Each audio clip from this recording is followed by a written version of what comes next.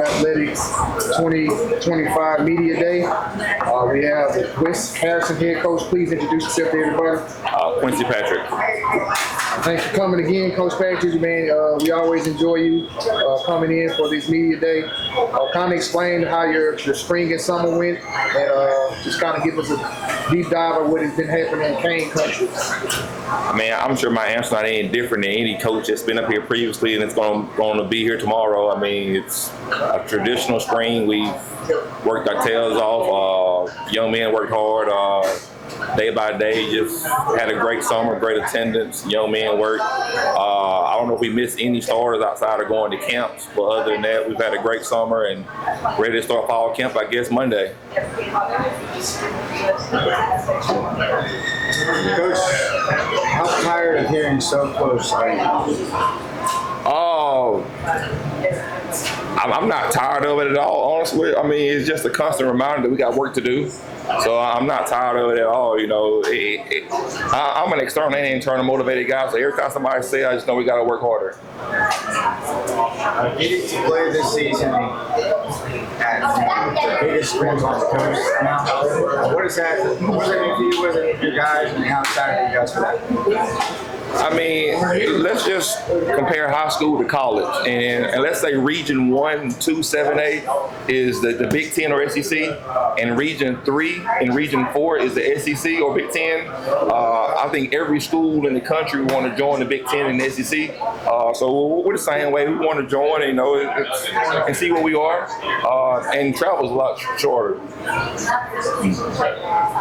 Coach, how do you empower your young players to believe that they can flip the script on the program from the program's past?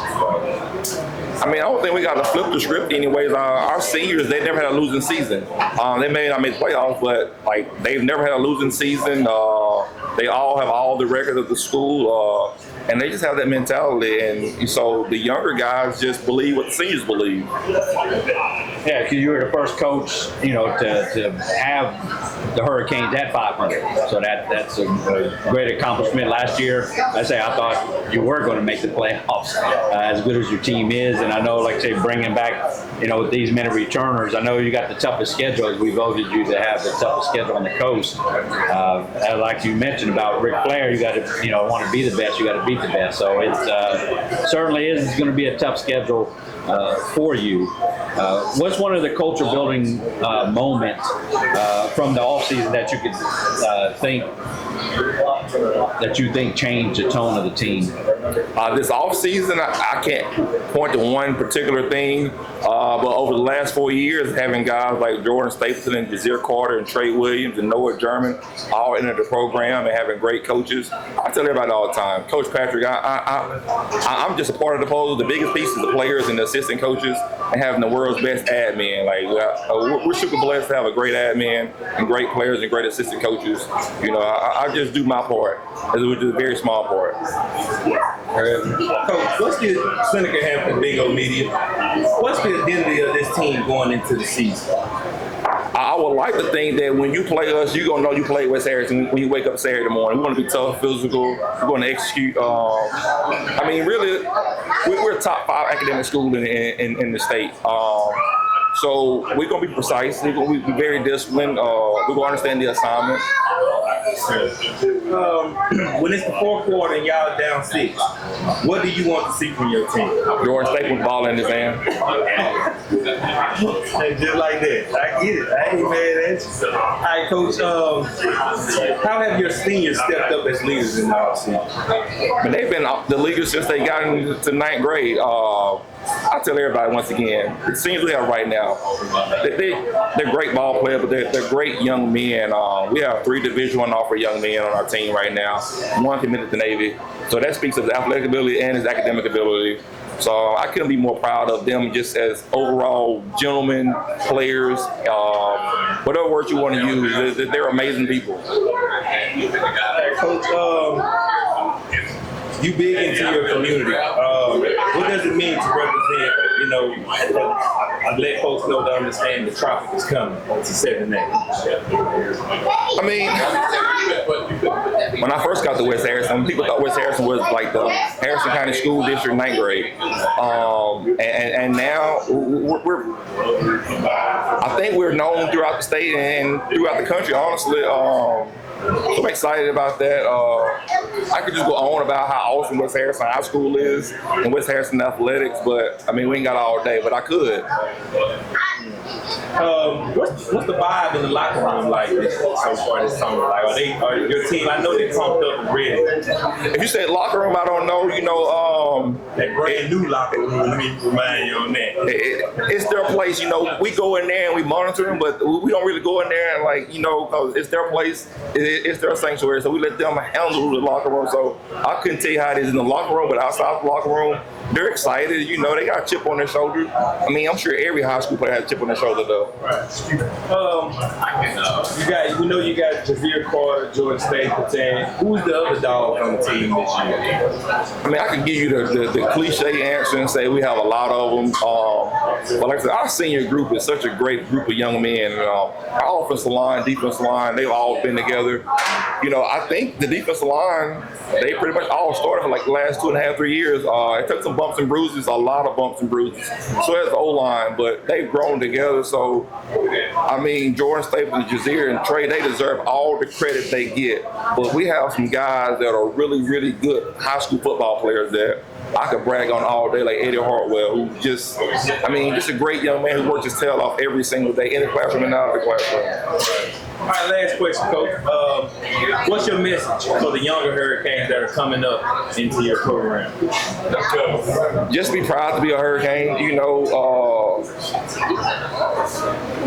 And I'm laughing because there was a time that nobody was excited to be a Hurricane, and other people took advantage of that, and they started in the 3rd and 4th and 5th grade. You know, I'm not going to use that R word, but you know what I'm talking about. They tried to get our guys in their system, but, you know, we're just excited. And I'll say this about West Harrison, the assistant coaches and the community, that they've built a culture that, like, the Jazier Carter wanted to stay. You know, Jordan Stapleton wanted to stay when they were sought out by so many people. But I'm happy they did. But that speaks to them as people, how loyal they are. But the coaches, their parents, the community, the admin. Like I said, I'm blessed to be the head coach of West Harrison High School. And I don't even work. I just go to the best place on planet Earth, really, you know.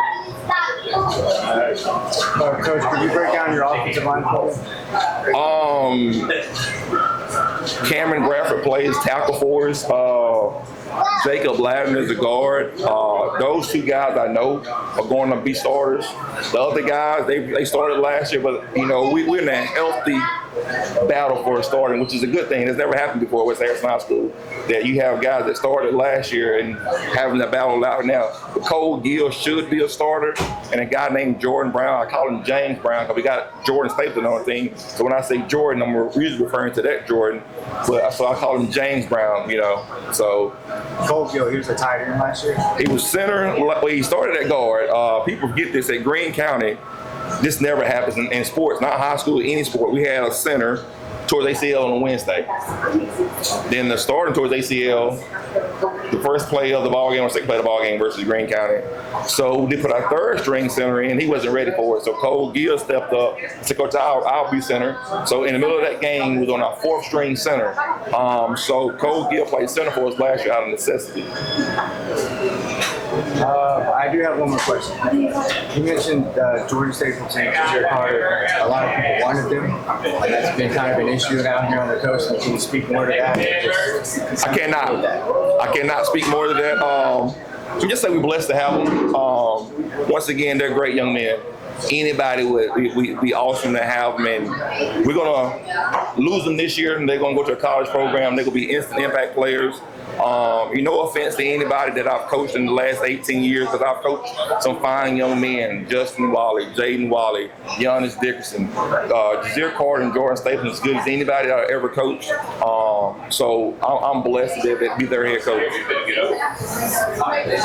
Is there a certain game that you're looking forward to on your schedule more than any other? I'll give you 2 answers. I'm looking forward to the next game, like every coach is.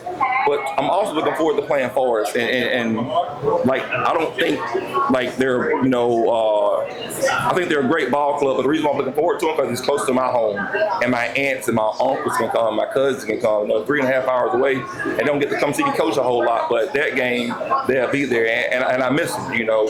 When you're in this profession, you miss out on a lot of good things like family. So that's one thing I'm looking forward to, like my mom seeing me coaching my aunts and my uncles and cousins. Very good. Well, Boz, we appreciate you certainly, you know, coming up here tonight and bringing some players. And I don't know if Boz has anything. Yeah, we bring in Jazzy, okay. Georgia State coming up to the podium. But yeah, good luck this season, Coach Quincy. I think we need a number one toughest schedule. We need it.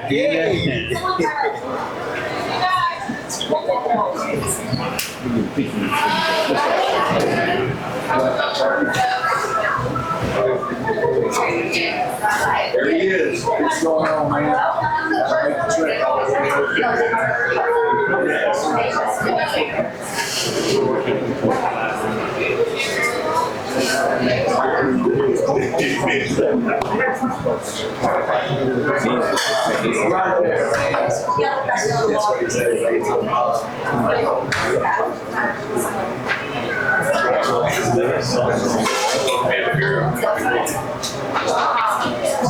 How you guys doing, man? Y'all introduce yourself to everybody. Doing good. Jordan Stapleton, West Harrison High School running back. Doing good too. Derek Carter, defensive end, defensive tackle, West Harrison High School. All right, man. What we want to know is, man, how y'all looking forward to the senior year and what's the biggest thing, one of the biggest goals? Really looking forward to this year. Been at West Harrison for 3 years now. Still haven't got over that playoff hump, but we're coming for it. And my goal is to break my record that I had last year, my school rushing record. I'm trying to break that again and lead my team to the playoffs. Yeah, same. Piggybacking off what he said, you know, trying to get to the playoffs. Be a big goal for us. I've been here for 4 years, playing the same position all 4 years. My biggest goal, I had 100 tackles last year, so just trying to top off of that and just, you know, keep progressing.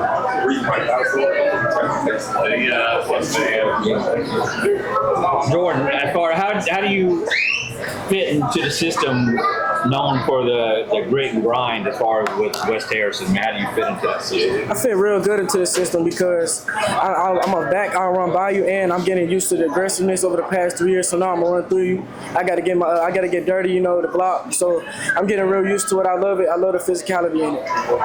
Yeah, like you said last year, you did make the coast record book with the 2,003 yards. Yes, sir. Anybody rushed over 2,000 yards is in the book. Do you happen to know what the coast record is for rushing yards? No, sir, I don't. Cam Thomas from Picayune at 35-17. So that's a goal to tell Coach Quincy to get you Yeah, to I'm rock telling some you, more coming. to get there. Mr. Carter, as far as how do you win the point of attack in Coach Patrick's system as far as defensive end? Everything aggressive, you know. We a winning team. We go on practice aggressive. Head up and smashing heads together and just getting forward from that running back. Which game in both y'all, which game on your schedule are you looking for a little bit more than other? Really, the whole district, like all of our division games, because they saying we can't play in 7A. So I ain't gonna say no. We just gonna line down and play. Yeah, we ain't ducking nobody. It's everybody. We want everybody. Because you know you got the toughest schedule from what I put out. So of course you were on the cover there, and I mean you guys got starting with state champions, with Poplarville, Yes, sir. on the road. So that's I know you're looking forward to getting to that. Yeah, I got Seneca have some Bingo Media. Jordan, I'm gonna go down the line real quick. Jordan, you're one of the top running backs on the coast and the state. What's been the grind behind the scenes to get this point in? It's been a lot because freshman year I got hurt, sophomore year I got hurt, so junior year I grinded and they said I was slow, so I got faster, bigger, faster, stronger. Then after this year I didn't play baseball, I ran track, so I got that top end speed down and I just got bigger. I'm up to the heaviest I've been, the strongest I've been, the fastest I've been. So I'm just ready to show it this year. What type of offense do you guys have? Y'all got any D1 offense? Yes, sir. So both of you hold D1 offense. When did y'all realize that y'all were D1 for the first time? Freshman year. I always felt like I had the caliber to be a out there as a D1 player, and just getting up there and working for it. Yeah. Yes, sir. Freshman year, I had started varsity my first game, and I seen God bless me, and I was different than others. So I wanted to work hard and see how far it could take me. What part of your game are you most confident in? Speed, vision, or your power? Power. I don't think nobody can stop Ghana. Ain't no offensive lineman head up. They can't miss it. Right. Yeah. I say my vision. Yes, sir. Like I said, God blessed me with the game, so I'm able to see the game real nice. So I see the holes and I hit it hard. All right. Well, offers on the table. How do you stay focused on high school ball and not get distracted? You got to be humble. You got to stay down. You know, we in high school right now. That can be another level for another time. So you got to keep working until you get to that level and just keep working off that. It's a lifestyle. Like I've been playing ball since I was 5, so it's just nothing new. Just keep doing what I got to do and keep working hard, so my mama don't got to pay for college. My name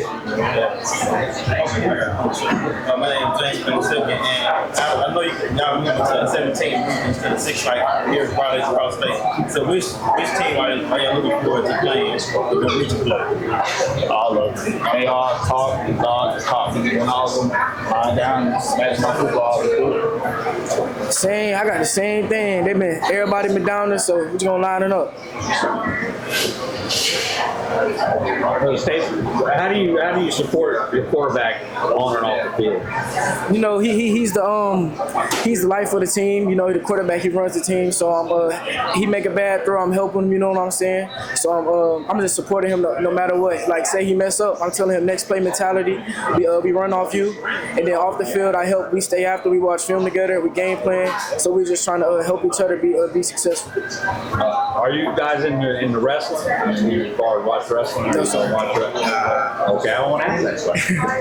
So as far as after the offense gets a big play, how do y'all react afterward? Everybody, we all there for each other. So they do something big, we all do something big. We all just a team. Very good, very good. And how do you feel as far as you got Poplarville on the road? Y'all haven't played them. So I mean, have y'all watched tape on them? Yes, sir. Yeah, you have. Yes, sir. So you know they're a running team, and then their defense is physical, pretty good. But I know you got the speed there. So I mean, what's going to take to break that offensive defensive line? You know, they're very physical, so we gotta be physical right with them. You know, it's gonna be a good game. It's gonna be an away game, 2 first games, so everybody adrenaline gonna be pumping. We're just gonna line down, and then we're gonna line down and play. They got a good D-line. Watch film on them. They got some good linebackers and a safety that's gonna fit too. So we just got a game plan around them and do what we can do. Good. What if you had your touchdown signature dance? What would it be as far as? I'm gonna just point up to the sky. Just point up to the sky. Real simple, man. I'm not flashy. I ain't flashy like that. Just point up to the sky. As a Carter, you just intercepted the ball, ran into the end zone. What would your pick 6 celebration be? I got to flex. I got to. Have you had a pick 6? I'm gonna give them this year. You're gonna give it. God most understand. For the bigger picture, what's your message to the young players that look up to you guys? Like, what would you tell them? Stay down, stay humble, keep grinding. At first, I was a little small. I wasn't the strongest, I wasn't the fastest. You got to keep going, just keep grinding. I'll say don't let nobody else's journey influence your journey, because people get down, they see everybody with the big offers, man, just stay down, keep working, and it's going to come. God got a plan for you, it's going to come. Last question, y'all seniors, what y'all want y'all legacy to be at West Harrison? I want my legacy to be there forever. I want to be the first. I want to break my record, make it hard. My little brother coming forward, he coming up soon, and I want to make the playoffs and just cement my name in history. I want all future people to look up to what I accomplished. I want to strive for a goal that I set and just be a stepping stone for every line coming up. I love it. I can see all of it happening too. Y'all my sleeper team. You got anything else, Mr. James? Man, appreciate y'all guys, man. Good luck on the season and stay healthy, man. Yes, sir. Thank you. Watching y'all. Yeah, we certainly appreciate it. You know what I'm saying? Being a teammate, being a good steward, being a good teammate, being good leaders. Those are your main ingredients. how do you define success? A successful day. I'm sorry, a hair successful regardless of the sport. A successful day, man, is trying to build a character first of all. What you want to do as a football coach is not just build a football player. You want to build the entire kid, because a coach can win a state championship and right after the state championship you got 5-6 kids go to jail and you still lost. So you want to build the complete kid, and you want them to be good stewards. You want them to be good young men, and one day you want them to be future leaders and future fathers. Coach, in your district, there's very little space from one team to the other. And it feels like 3 seeds, 4 seeds, the first team out, second team out, they're all the same. So, what needs to happen to separate yourself from your team? Well, the first thing is when you have a league like ours that's tough, you got to play mistake-free football. It's going to be the team that capitalize in every aspect of the game. We can't go in and shoot ourselves in the foot. We got to play every aspect of the game, and especially the special team part of it. So you just got to be sound, because it's any given Friday. We don't go in saying that one team, this team record is this, and that. You can throw the records out the book. If every team that comes to play on Friday night in our district is capable of beating anybody if they bring their A game. So everybody has to bring their A game on Friday nights. You have a big body on the defensive line. Definitely probably your top player. What do we expect to see from him, and how has he grown? Yeah, well, he is. It's a lot of young men right there in the middle, and even more of a football player. He's a better person, and that's what I always like to be able to brag on our kids. Not that he's a good football player, but he's a really good person. And he's gonna be a successful young man one day. Gonna be a successful father one day. But he's gonna be a problem to be dealt with in the middle there. And so we look for some great things from him this season. Offensively, there's a lot of unknowns outside the building about Harrison Central. Who are some of the guys that you think are going to break out this year? Well, it's one step at a time. It's one of those things where you don't like to categorize, just one guy, and you want everybody to be able to gel as one. You want it to be one punch and not, just it's all about this person or it's about that person. We want it to be about Harrison Central. We want it to be about the name that's on the front of your chest and not necessarily something that's on the back of your jersey. We want it to be about Harrison Central football. So if we can get everybody, to put all of their selfish reasons aside and play football, we'll have a pretty good team.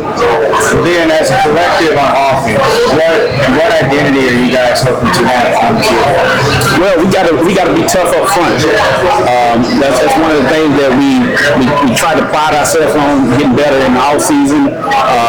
And in order to be tough up front, on any front, on the offense front, on the defense front, you got to get stronger. And if I'm bigger and I'm stronger than you, then a lot of times you know it too. But if I'm not, then I also know that. So we gotta win the game up front first. And we got some skilled guys that'll be able to get it together. Now we have some guys that got to go up fast. We're gonna have some 10th graders that are gonna be thrown in the fire, and they got to go up fast. But that's where your leadership comes in. There, we expect for our leaders to be good big brothers. We expect for them to, to always have those guys back. And as long as they know that, our seniors and our leaders have their back, then they're gonna lay it all on the line. And that's all you can ask. I try to ask every coach, offensive line, you can break down what you got. We don't necessarily have a superstar, so to say. We got some guys, man, that have, dedicated themselves to, laying it all on the line for the team. And they work their butt off in the off season. And, it's just like if you go to work all week, you expect to get paid at the end of the week, right? And so we want your hard work from the summer and from the off season to pay off. And you can only get paid on Friday, man. But you have to have made that deposit during the spring and during the summer in order to even think about getting paid on Friday. I know you got a very very team first approach out there. Who's the quarterback and what does he bring to the table? I mean, well, the quarterback thing, I mean, we lead it up to a game time decision. You know what I'm saying? Every quarterback that's in the rotation, you know what I'm saying, has an opportunity to be the man for the job. And so, you know what I'm saying, it's a day-by-day thing. And the closer we get to that fall jamboree, that one guy, he'll separate himself from the pack, and then we'll have a starting quarterback.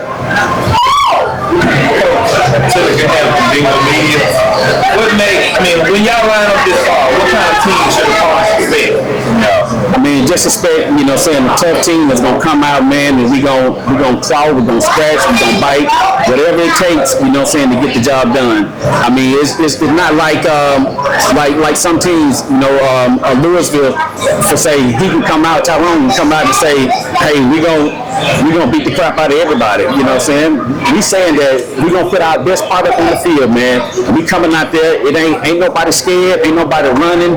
You know what I'm saying? Milk if you buck. You know what I'm saying? I mean, and we're gonna let the game fall where it falls. What's the message you're preaching to your guys every week? Family. Because, you know what I'm saying, I treat our players just like they're my kids. You know what I'm saying? I'm hard on my own kids, so I'm gonna be hard on you. And I also preach them, man, that everybody, somebody else may have something more glamorous than what we got. But most of our kids we ain't got nothing glamorous at home. You know what I'm saying? Be thankful for what you got, man. God put you where he wanted you to be at. You know what I'm saying? Don't try to rewrite his story. He put you right where he wanted you to be at. He gave you everything you wanted. He gave you the parents that he wanted you to have. He gave you the siblings that he wanted you to have. He put you in the economical situation that he wanted you to have. Because at the end of the day, that's what's going to make you as a man. That's going to shape the person that you are, you know what I'm saying, going forward. How important is it for your players to be role models in the community? Man, it's very important because we've had kids, you know what I'm saying, that we've lost to violence, whether it be gun violence, you know what I'm saying, or whether it be to the penal system for drugs and different things of that nature, man. And it goes back to my point that I made earlier. You know, you can win all the games in the world, and if you open up the newspaper or open up, you know, one of the social media sites, and you see your kids on the front page for being shot and killed, or for going to jail for selling drugs, man, that should break your heart as a coach. Because again, if you said that these are your kids, man, you know what I'm saying, that should break your heart. So it's way bigger than football, man. And you know what I'm saying, I tell people that I want our guys to go out, man, and be upstanding guys in the community, man. You ain't gotta be something that you see on TV, man. Be original. Be an original blueprint. Be an original copy. You know what I'm saying? Let somebody pattern themselves after you because you've made a difference. You know, you always, like I always tell them, man, you always got people looking at you. And most of the time, those people are, you know what I'm saying, they about that big. And they looking up to you when you don't think that they're looking up to you. So I always set the example. How your captain set the tone for the rest of the squad? Man, to be a captain, it ain't about, you know what I'm saying, what you say, it's about what you do. Anybody can talk a good talk, you know what I'm saying, but your actions speak louder than your words. Don't tell me you love me, show me you love me. You know, that's one of the things that my mama always say. Don't tell me you love me, show me you love me. You know, and I try to show them the same love that I want them to show each other. You know, if I say I got your back, if I say I'm all in, man, it's all in. It's, you know what I'm saying, from the whatever the new saying is that they say, man, you know what I'm saying, from the cradle to the grave, you know, whatever, man. If I got your back, man, I go to war for you. You know what I'm saying? It don't matter. And I want them to understand that. You know what I'm saying? And this is a life. This is for life. This ain't just for your high school career. You know what I'm saying? When you need me 10 years from now, I'm gonna be there. Whether I'm at Harrison Central or not, you know what I'm saying? I'm gonna always be there. You know, and that's one of the things that I like to pride myself on. And I want to see my guys grow up. You know what I'm saying? I want to see them with their families. Because a lot of them come from single parent homes. I want to see you with your kids. I I want to meet your kids. You know what I'm saying? If God say the same, I want to coach your kids. You know? And so we trying to break those cycles, man. We're trying to break those cycles of ignorance. We're trying to break those cycles of, you know, saying depression. We're trying to break those cycles of, you know, saying just having to be this tough guy all the time. We want to be, you know, we want to be upstanding, man. We want to be upstanding guys. I appreciate you, though. My name is James. What's up with you? Good to see you, bro. I see you too last year. You're in 17 region. What are some things that you want teams to accomplish? Well, at the end of the season, man, you know what I'm saying, and it's just like, it's a game-by-game thing, man. We got to go out there and lay it out on the line. Our guys go out and you lay it on the line, man, you know what I'm saying, you don't fold, you don't break, you know, that's all you can ask as a coach. We gonna be better, you know what I'm saying, we gonna get better. We got better days that are coming, you know what I'm saying, our kids believe that message. The ones that are here, they believe that message, man. And they believe that, you know what I'm saying, as long as we're together, we're stronger together. You know what I'm saying? We're not real strong as individuals, you know, but we're stronger together. So as long as we can play together, as long as we can, you know what I'm saying, gel on the offensive side and the defensive side, we'll be fine this season. Man, we appreciate you, man. I hope you feel better, man. Good luck on the season. I'll be definitely following you this year. Appreciate you, bro. Outside linebacker. So all of y'all seniors? Yeah. Okay, man, what are y'all looking for y'all senior year this year? And I was just looking for a great improvement season. You know, every day they're trying to get better. Every day they come, it's working.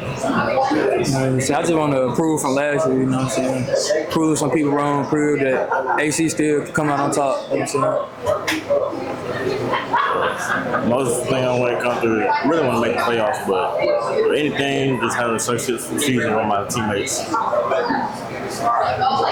Appreciate y'all. So 3 defense, you play running back and defense? I play DB. DB.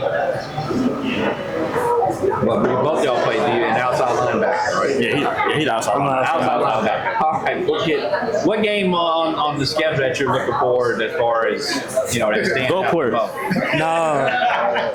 Gulfport, but really, I really want to play West Harrison, you know what I'm saying? What's this? West Harrison. Highway 49 battle of Gulfport and the Admirals there. As far as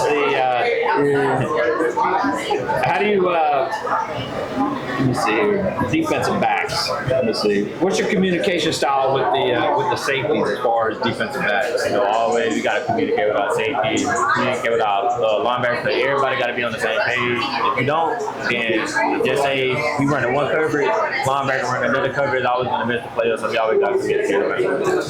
Very good. Very good.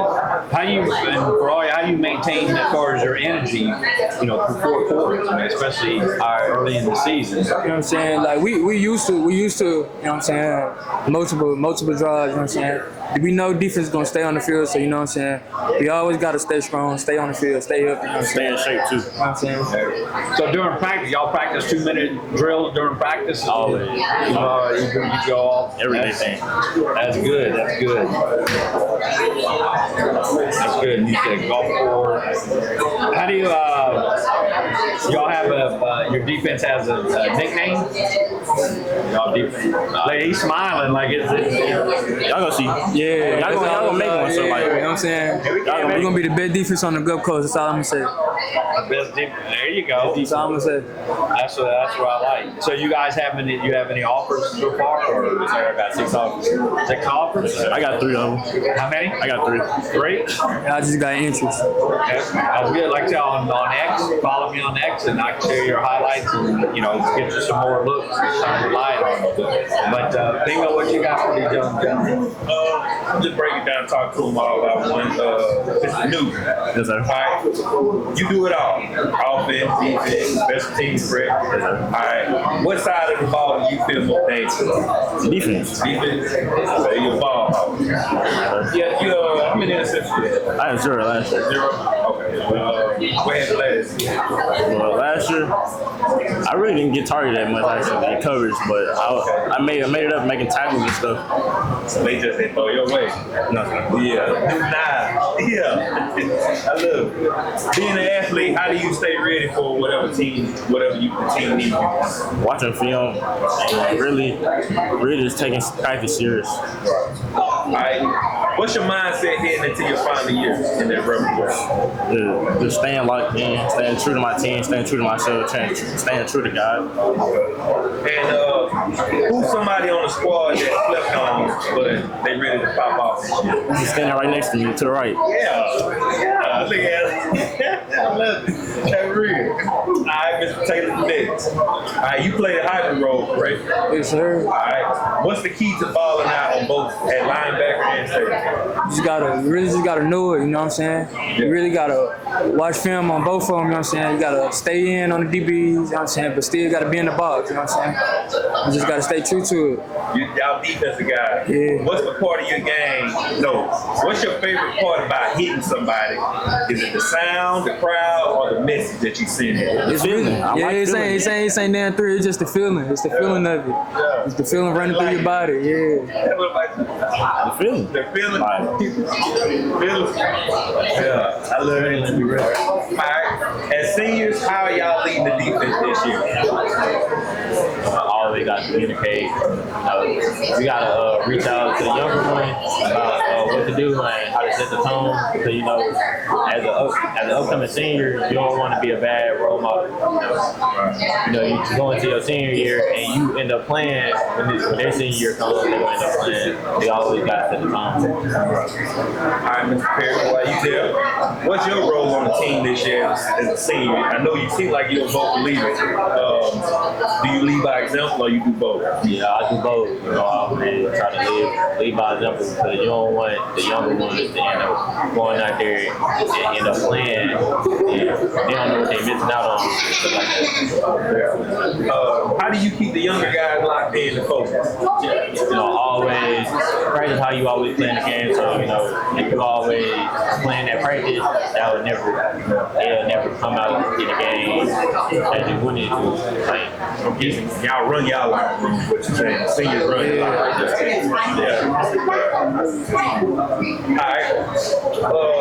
What's something you worked on in the offseason that we'll notice different about you? So I always worked on my footwork and always worked on my strength because, like last year I wasn't as strong, but I improved. And most likely my weight too, because last year I was like 140 and I moved up by like 20 pounds of muscle. Mostly I also been focusing more on my leadership because I don't want to set a bad tone as a team. All right, for all three of y'all, who do y'all model y'all game around? I'm gonna say Kyle Hamilton or somebody like that, hybrid safety or somebody like that. Grant Delpy, if you know, you know. That's our team. Okay, I see y'all ball, man. Y'all come for that ball. All right. Last question I'm gonna ask y'all. What's the message to the teams lined up across for y'all this year? Hey, we coming, y'all. We coming. That's all I'm gonna say. That's all it is. Coming.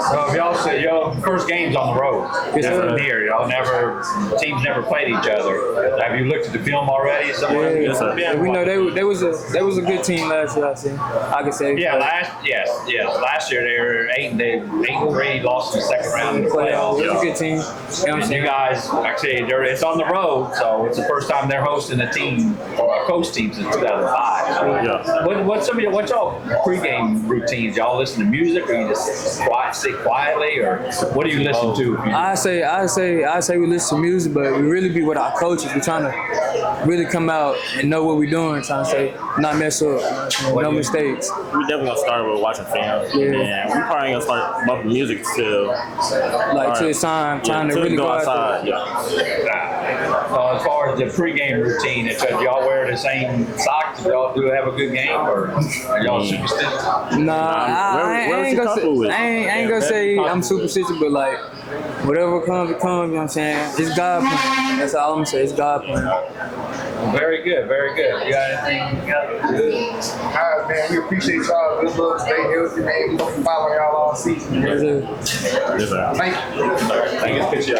Decent. Middle chair here. All right. So I just came off the practice field. We are rolling. Yeah. Thank God for that breeze off the water. That don't even work. I know. Coach, how many starters you got offense, defense coming back? See, we're 6 on offense, 7 on defense.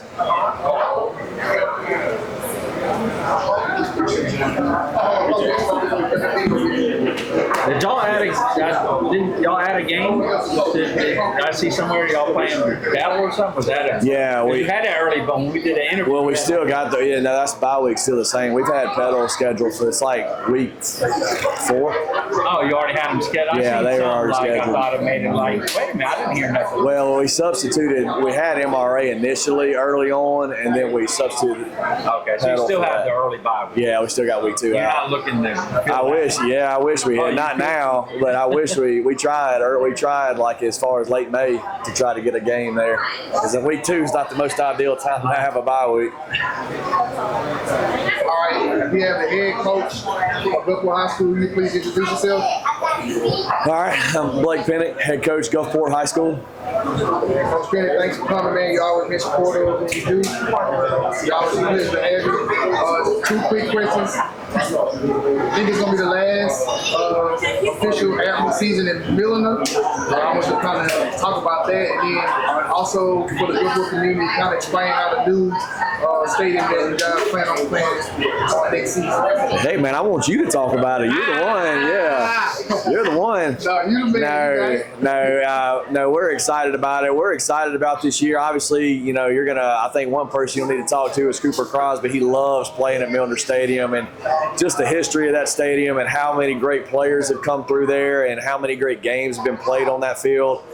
It's just an awesome opportunity to get kind of to do this at the end of this whole time one last time, and then kind of talk about too for alumni we're trying to put together something for our senior night for some past players to come through, some past coaches to be able to come through and enjoy that last regular season home game played at Milner.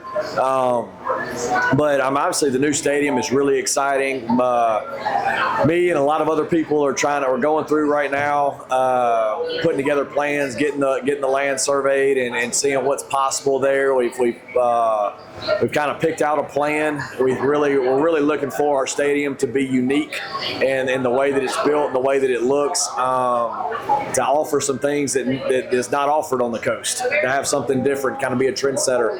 So I think we have a good opportunity with the school district has blessed us with the ability to do that. And so really it's something we're just tremendously excited about from this season and obviously moving forward and what we have in the program. Good. Coach, what has surprised you the most about your team's chemistry this summer? Well, it's funny. We just got done talking about this off the practice field. It's just our competitive edge. It was something that we have just really harped on this whole off season, and we've been so close. And you look at the different parts of the way things go, and how things happen in the playoffs and everything. And we've been, the last second field goal, or we had a lead against Pearl 2 years ago, the entire game, and lost it right there at the end. And it's really close. I mean, you look at Ocean Springs this past year, right? They come down to the very last play to win, and then they win that game. Then they end up going to the South State Championship. So those little things are such a deal. And so when you're trying to play at the highest level with your Brandons and Pearls, or not Petal and Oak Grove and that kind of thing, every little bit counts. And so, you know, we've had a lot of really spirited practices over the course of the spring and summer, early on right now. And the competitive fire that our guys play with right now is something that I'm pretty excited about. Should have started off with, here's a quick 6, but no, that's good stuff, man. I love that. The kids enjoy that too. Yeah, it gets creative. Coach got a new quarterback? I do. What's, talk to us about his background and what he's going to look like. Yeah, no, Parker, he's a dual threat quarterback. You know, he's not, if you line him up in a 40-yard dash, he's not going to, light it up the clock or anything. But one of the better things he does is just kind of ad-lib the play. And just a guy with a tremendous arm, huge skill set, came to us from Louisiana, out of a small school up there, and he's been with us since February. And so he's really acclimated to our school and to our players. Our guys love him. Just a really competitive guy, and dude that just you hear the guys really talk about it at the quarterback position. It's kind of that it factor. You can't really describe what it is, but you know it is what it is when you see it. And so really excited about him and some of the things that he's capable of doing, and just taking our offense to that next step. You got a lot on defense. You just saw him scouting safety. Yep. What more about that and why? Just really trying to, we have a ton of linebackers. We're really deep at the linebacker position.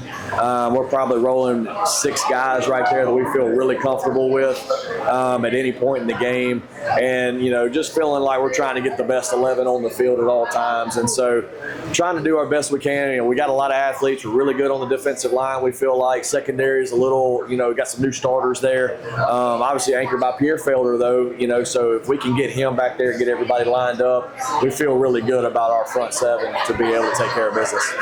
On the other side, can you just kind of break down your offensive line? Yeah, right now, it's a lot of young guys. We're replacing 3 starters there that all 3 of them are going on to play college football, and so you got to bring in some new blood, right?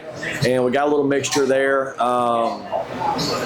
What we like there right now is the physicality aspect of what we have. And so we're big guys. We don't have as much length as we've had in the past, the huge 6'5", 300-pound guys. Our guys are still 300 pounds. They're just not 6'5", And so we have to use what we can from a skill set standpoint to do a good job. And so right now, we're doing a ton of move in the pocket. We're running a lot of little run schemes here. We're able to be more versatile with this unit than we have been able to in the past. So being able to throw a lot at them schematically to be able to keep defenses off guard, and they've handled it really, really well. So I'm really excited about that part of it for them. You had a couple guys in the backfield last year. Now the big names keep How has it grown from last year? I think taking the ownership. Cooper's one of those guys that's had, everybody's kind of followed him throughout his career. He was huge in middle school. 9th grade, he was kind of the guy that's next coming, right? And then he had the short injury on his 10th grade season that kind of cut it in half. And then he had a great year last year and looking to have a massive year here. I think the next step for Cooper is just, and he realizes this and has accepted this challenge, is just being the guy all the time that no matter what, no matter who knows he's getting the ball, he goes and gets it anyway. And so kind of having that killer mentality to take over a game against the best opponents. And, for him, he's had a phenomenal all season. He always works. But having that extra little killer instinct mentally for him to flip that switch is something that me and him have challenged personally, but he has really kind of shown that. I'm really excited kind of to get his pads on and get him going. What's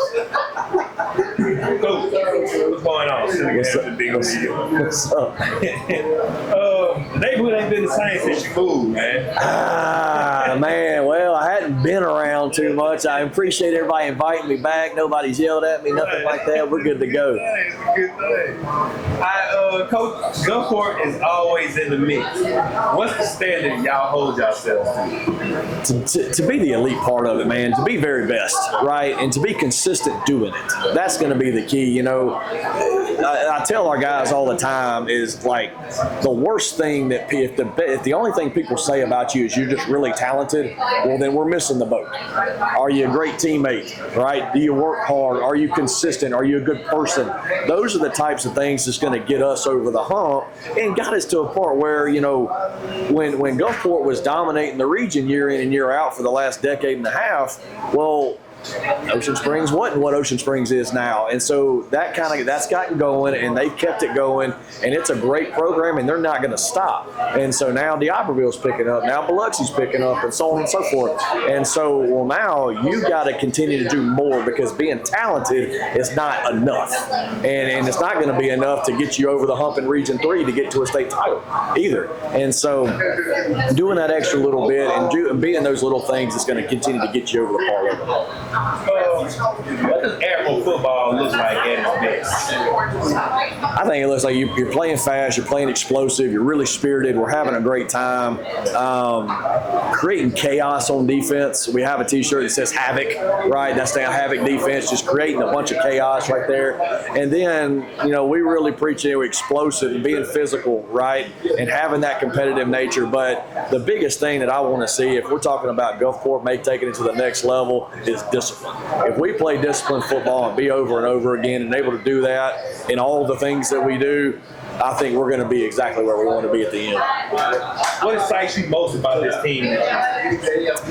Seeing them kind of come together a little bit. You know, it's all the mixing parts, right? Like, we don't have any superstars. Like, you know, we got a bunch of guys that are going to be blessed to receive, but we ain't doing it. Ain't like, you know, the big hat trick and all that stuff.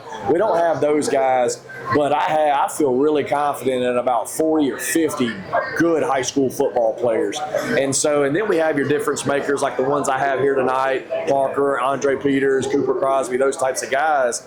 And they have to elevate everybody else. But the mixing pictures of all that stuff putting together, I think is going to be a brew for us to be able to get to the next level. What position group has stepped up the most this offseason? Defensive line. Yeah, so obviously, you know, the big thing when I came to the coast years ago, and everybody's like, you know, the one thing difference is why coach doesn't win is because they're not physical in the lines of scrimmage, right? And you know, that was said when I got to Ocean Springs, that was said when I got to Gulfport, that kind of thing, and we fixed that. Like, you know, nobody's ever going to play us and say we're not physical. Well, on our defensive line, you know, we got a couple of new guys in there, and you know, the biggest part of it is we want to be able to stop the run at any point, and you didn't know what that was exactly going to look like. We're going to have to maybe play some games up front, do some things, but this spring has really opened our eyes a little bit that I think we're going to have the capability to be better than I thought we were going to be. Gulfport is a flagship program on the Gulf Coast. How do you handle the pressure that comes with it?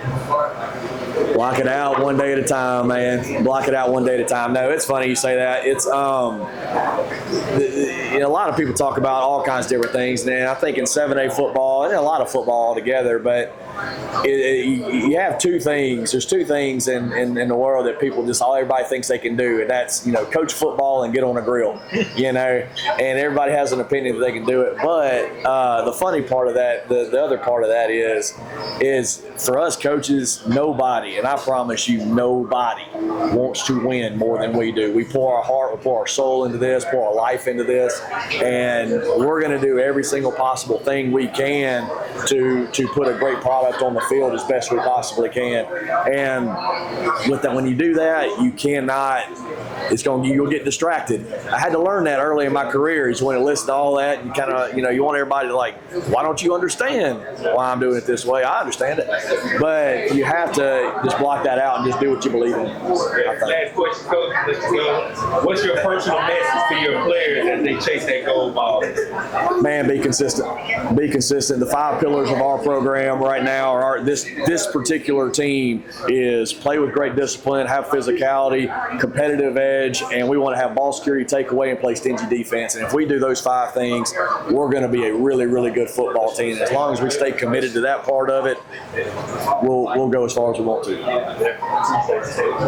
First off, good evening, Coach. How you doing? My name is James Wade, and I like what you did them last 2 seasons. Last 2 seasons. I don't, but I'm not like you do. I'm just kidding. I'm kidding. Last 2 seasons playoffs, you lost 2 teams combined 7 points. Yep. Where's your plan to get over the hump and make it past the first round? Those 5 pillars that I just said, man, and because when you look back and you start breaking down why we were in those situations to begin with, it comes down to all those little things. And so a lot of that comes down to how do we go to class consistently? Do we turn in our work? Do we take in our protein? Do we show up for our weights on time? And all those little things that we do on a daily basis, to me, it's a preaching of how you do one thing is how you do all things. And to certain extents, that is the case. And so we want our guys to understand that the littlest things over time will make big things. And so if we continue to do that, it gets cliche, but you have to keep reminding them.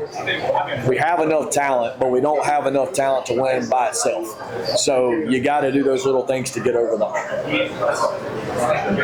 Coach, I ended with some stats as far as Gulfport has the longest game 1 winning streak, 4 straight. So you have that. As far as you're unfamiliar and uncharted territory as far as playoffs, like you said, you're 0-2 at Gulfport.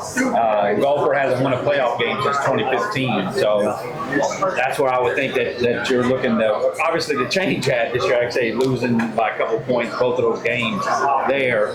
As far as the game 1, you're playing Picayune, hosting Picayune. Yep. You beat them last year, so they're hungry to come back with you. And the last time that they went back-to-back years, 93-94, losing game 1 was 93-94. Yeah. So it's we'll be ready. They're going to be fired up. They're a heck of a good team. Cody and them will have them jokers ready to rock and roll. So we got to get on it. So the last thing is, are you going to win the region title this year?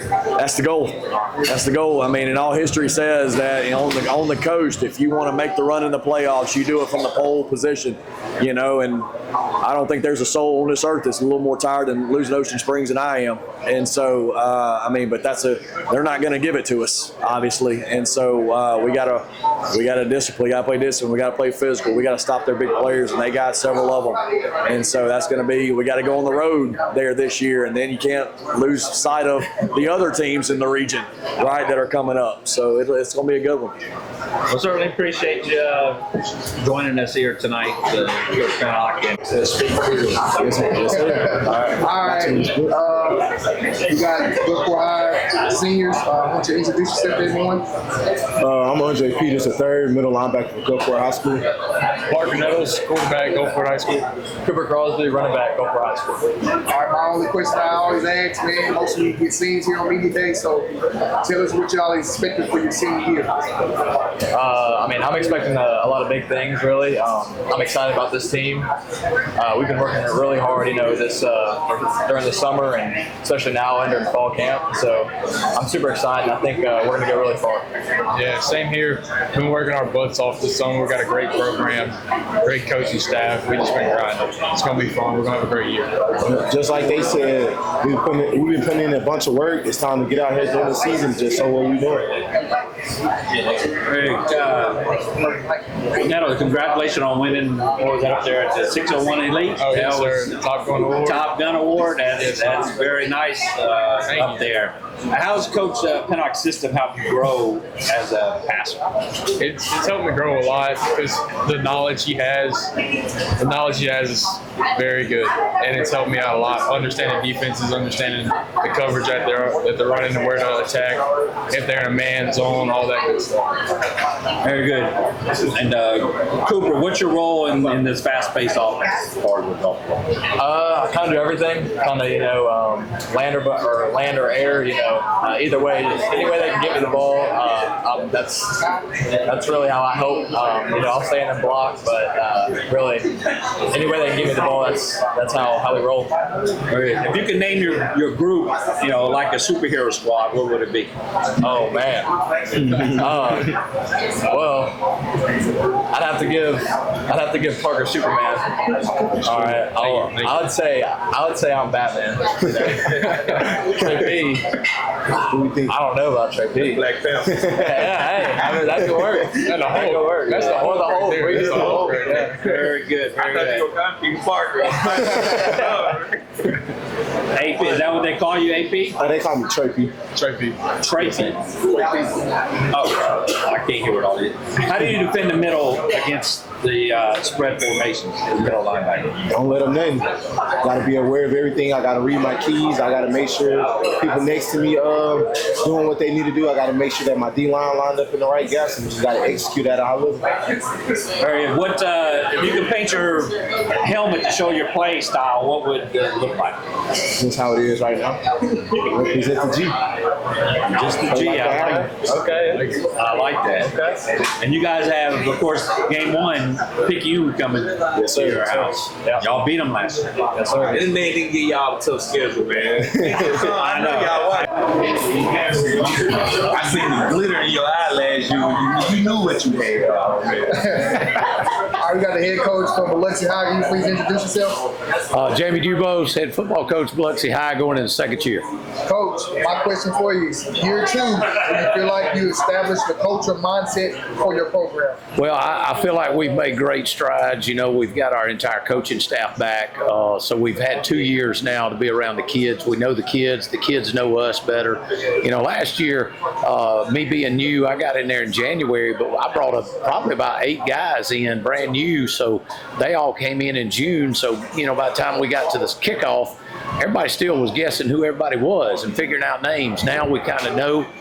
We've got a better understanding. They've got a better understanding of the system, and I've seen it through the spring. We went over to Theodore, and I thought we really played well, and I thought that we played as a team better than we did last year. I thought the understanding of our schemes were better, so I see the improvement. Yes. Very good. Coach Matt Stats here.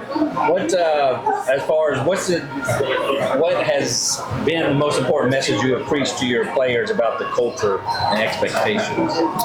Well, the expectations is to get better every day. Our kids have a motto of 1% and 1-0. It's about winning the day. It's about competing at everything you do. And I think that's what we've done is tried to up the competition level, meaning that number one, everything we're going to do from the weight room to the field to whatever we do has got competition in it, because that's how you get better. And, you look at our schedule, we tried to increase our schedule. We wanted to play a competitive schedule because, again, we're still working to get there. We're not there.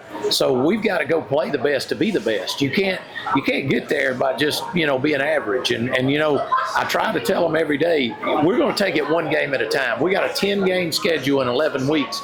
We just want to be better every game, and we feel like with our schedule, if we can be better week 10 than we are week 1, and we can take care of business along the way and get into the playoffs, we're going to be prepared for what we're going to see in the playoffs, week 11, week 12, week 13, down the road. And I'm excited about it. Our kids have been up for the challenge. We went to 7-on-7s. We had good tournaments. We went to South Alabama and came out of tournament play, came out of pool play number 1 out of about 25 teams. We didn't make it through the tournament all the way, but we did compete. We did not have that last year. Another thing that we talked big about is finishing. I talked to a lot of people last year. We'd be ahead at halftime, or we'd be in a 6-7 point game, and we found a way to lose it in the second half. We've got to be able to be a 4-quarter team, and we got to be able to finish. So finish has been a big word. It's been a part of everything we do. Everything we have done has been a part 2 halves now. We played a good first half last year, but we got to play a good 2 halves.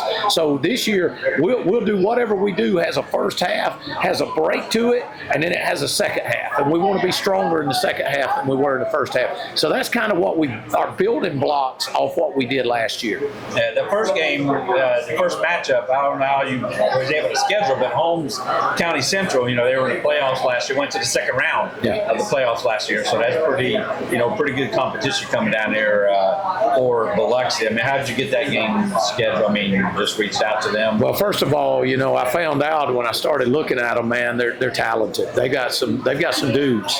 I don't think they've got a wideout under 6'4", to be honest with you. They've got an offensive lineman that's one of the top in Mississippi. I think he's got Baylor commit. I got a quarterback that's very athletic. They're gonna get off the bus with about 14 offered or committed guys. So we're gonna have a tough test right off the bat. But at the same time, it was them or Oak Grove. That's what my 2 choices were. And you might say, well, why not play Oak Grove? They're closer. One, we played Oak Grove the last 3 years, the first round in the playoffs. So I figured we're going to see them anyway in this whole thing. So we wanted to play somebody new. They offered to come to us 2 years in a row. I couldn't turn that down either. They wanted to come down to the coast and play, and I guess use it as a trip for their kids. And we're excited to host them. And I tell you what, I didn't know what I had when I got it, but shortly after I got told and I started looking at them on film, they had an explosive spring game. They did really well in the spring game, and they're going to be a very competitive group coming in, and it don't get any easier after that. Yes. Coach, high school football, it doesn't change as fast as college football. It still changes. Sure. Between prime football and here, what are some of the biggest differences that you've noticed? Well, just the game has changed to me. When I say it, I can tell you, back becoming a head coach in 2008 in Prattville High School, we had a very talented club and a good team. But your top teams now, I look at what I had at Lowndes, even what I got here with guys, kids are just bigger, faster, stronger. They are. I mean, from 2008 to now, it's a whole world of difference. The game is faster. The game has involved more of, rather than a downhill game, and I'm not talking about PICU, but a downhill game has changed more into a horizontal game. We've got to be faster sideline to sideline. Linebackers used to be 225, 230 inside. Now you got to get guys to run to the perimeter because the game has become faster.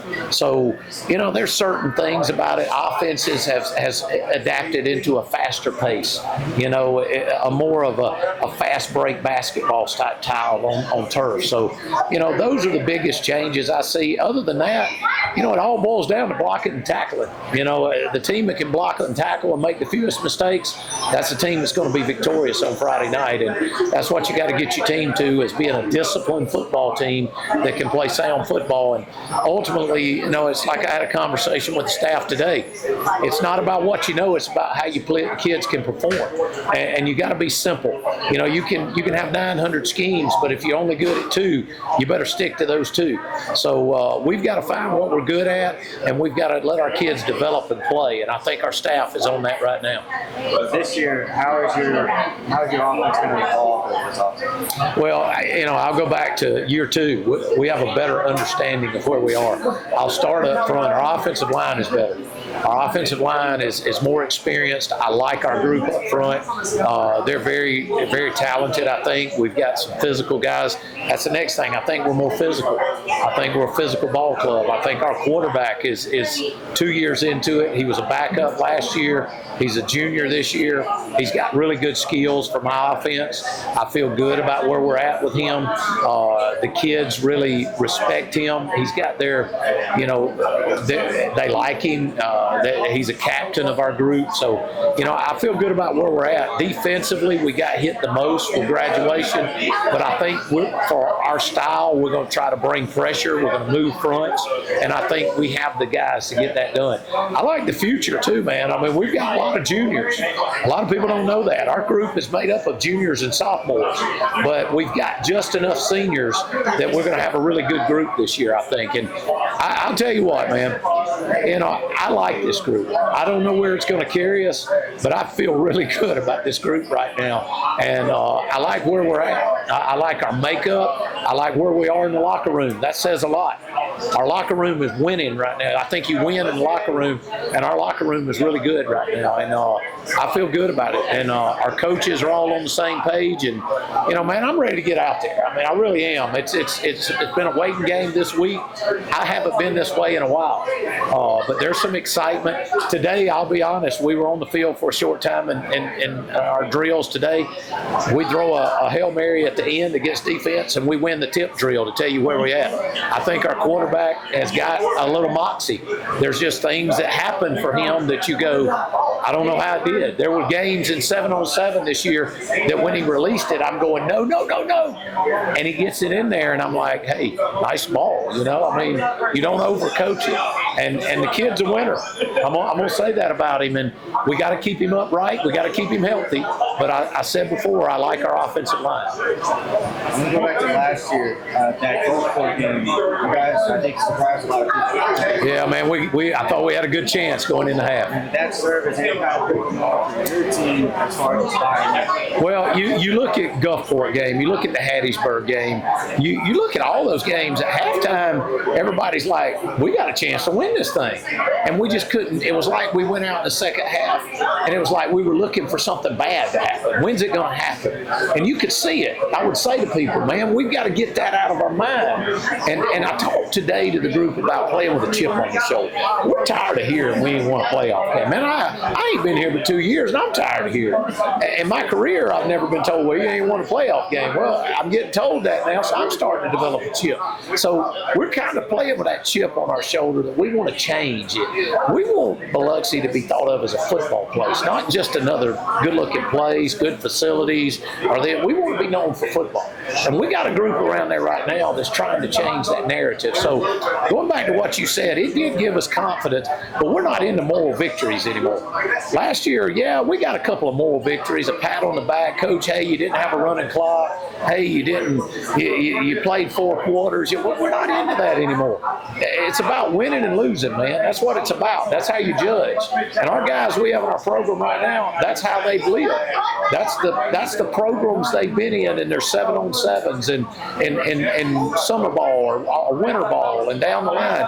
And we're competitive, and that's what we're going to go do. It may not work for us, but man, I like it. And we're going to show up every week and play.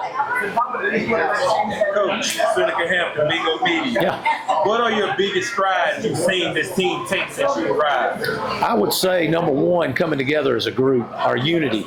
I think that right now we're tight. I said earlier I like our locker room. I think we're tight. We got guys helping guys out. We got guys pulling for guys. The next thing is just the understanding of football, of our mindset. I'm not saying they didn't know football. I'm saying of what the coaches want. From year one to now, I think we've made a humongous stride. Guys are understanding language now the coaches are using. Last year, we didn't know this, but we had meetings in the winter with the kids. I thought this was funny. Our defensive coordinator was talking to Jay Sean Bass, our young outside linebacker that led the team in tackles last year as a sophomore. He comes to Coach and he says, Coach, I didn't know what you were saying all year when you use that word. Now I know. So we went through a whole season. Kid didn't even know what coach was telling him on the sideline. So now I think just the language we're using, everybody's under the understanding, and we all are a little bit tighter of what we're knowing and what we're wanting to get accomplished. Led the team in tackles. Oh, yeah. He's one of the top 2 tacklers, and coach is telling him on the sideline an adjustment, and he didn't know what he was saying. He didn't know his words. And now, I mean, you're talking about a sophomore. Now he's going to be a junior. Well, now he knows what coach is telling him. So it was like, Coach, now I know what he means. I didn't know what he meant last year. Oh man, Coach, this is not your first rodeo. Coming in year 2 of Gulfport, man, Biloxi, you have been known as a program builder. What's the foundation that you set for Biloxi? Well, number one, family. Forget about me. I love you, man. It's about us. It's not about an individual. It's not about how it gets done. It's not about who gets the accolades. It's just get the win. And it's one, care about each other, man. I'm gonna tell you something. You got to forget about all this stuff going on. You gotta have a respect in your program. Like your kids got to respect you. You got got to respect your kids, and you got to be willing to go the extra mile. They got to see that you're willing to do more for this team than they're willing to do, and then they're going to give you more. And it's about a buy-in, and I think we've got that buy-in. But listen, everywhere I've been, it's about building people. It's not about football. I tell people all the time, man, there's only so many ways you can run the inside zone, duo, or whatever, but there's so many different ways you can develop and you can build people, and you can help them to be a better person. You know, right now we got more kids offered than we did last year. We got more kids committed than we did last year. That's our goal. We're going to work for our kids, and they see that. Our coaching staff, I make sure they understand it's the kids first, we're second. You know, in our program, coaches don't eat first. Our kids eat first. They're the players. We're there to serve them. We're there to help them. It's about us being together. It's not one being bigger than the other. It's about me. When the team does bad and we run sprints, I run sprints with them at 56 and a bad hip and a plate in my neck. When they see that, they think I'm crazy, but at the end of the day, I'm out there doing it too. So, you know, if we're having a bad practice, I don't blame them. I run them for it to pick it up. But at the end of the day, I'm the problem too. I'm the head. So if our practice ain't going good, I'm not going to run them and watch them. I'm going to run them and run with them. So it's about all of us being together. It's about one, and it's about us. And you know, man, together you can do more. We're better together. You got all those slogans you can come out with, you know, but we've got to focus every day we go, man. It's about just being better that day, that 1%. People don't understand that, but it's the 1%. Just get a little bit better every day. My last question, Coach, what can fans expect to see from the Indians on game day this year?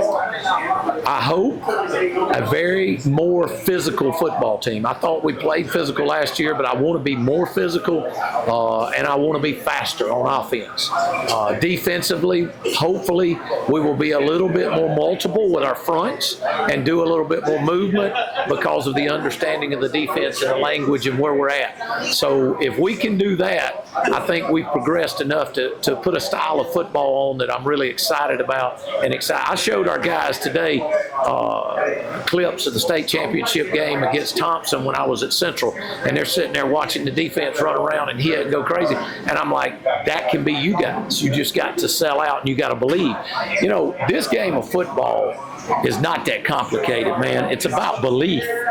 And a lot of these kids don't believe, but once they start grabbing hold of the belief and they start tasting it, it's like that first piece of chocolate cake I had when I was little, man. I never wanted to put it back down. So it's like winning. When it gets contagious, you don't ever want to stop. So we've got to get to that point. And hopefully, with the schedule we put together as coaches, we can do that early to gain that confidence that we can do some things in this region, too, to change it. All right, Coach DeBose, man, it's always a pleasure to have you. Thank you for what you do for the Biloxi community and from high school. And we'll be looking forward to watching you guys line up this year. Well, thank you. And, man, we appreciate everything y'all do. Thank you. Thank you. All right.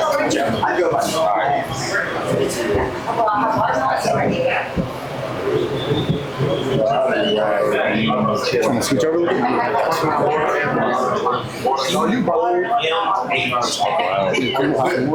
We got the mic right here. Oh yeah.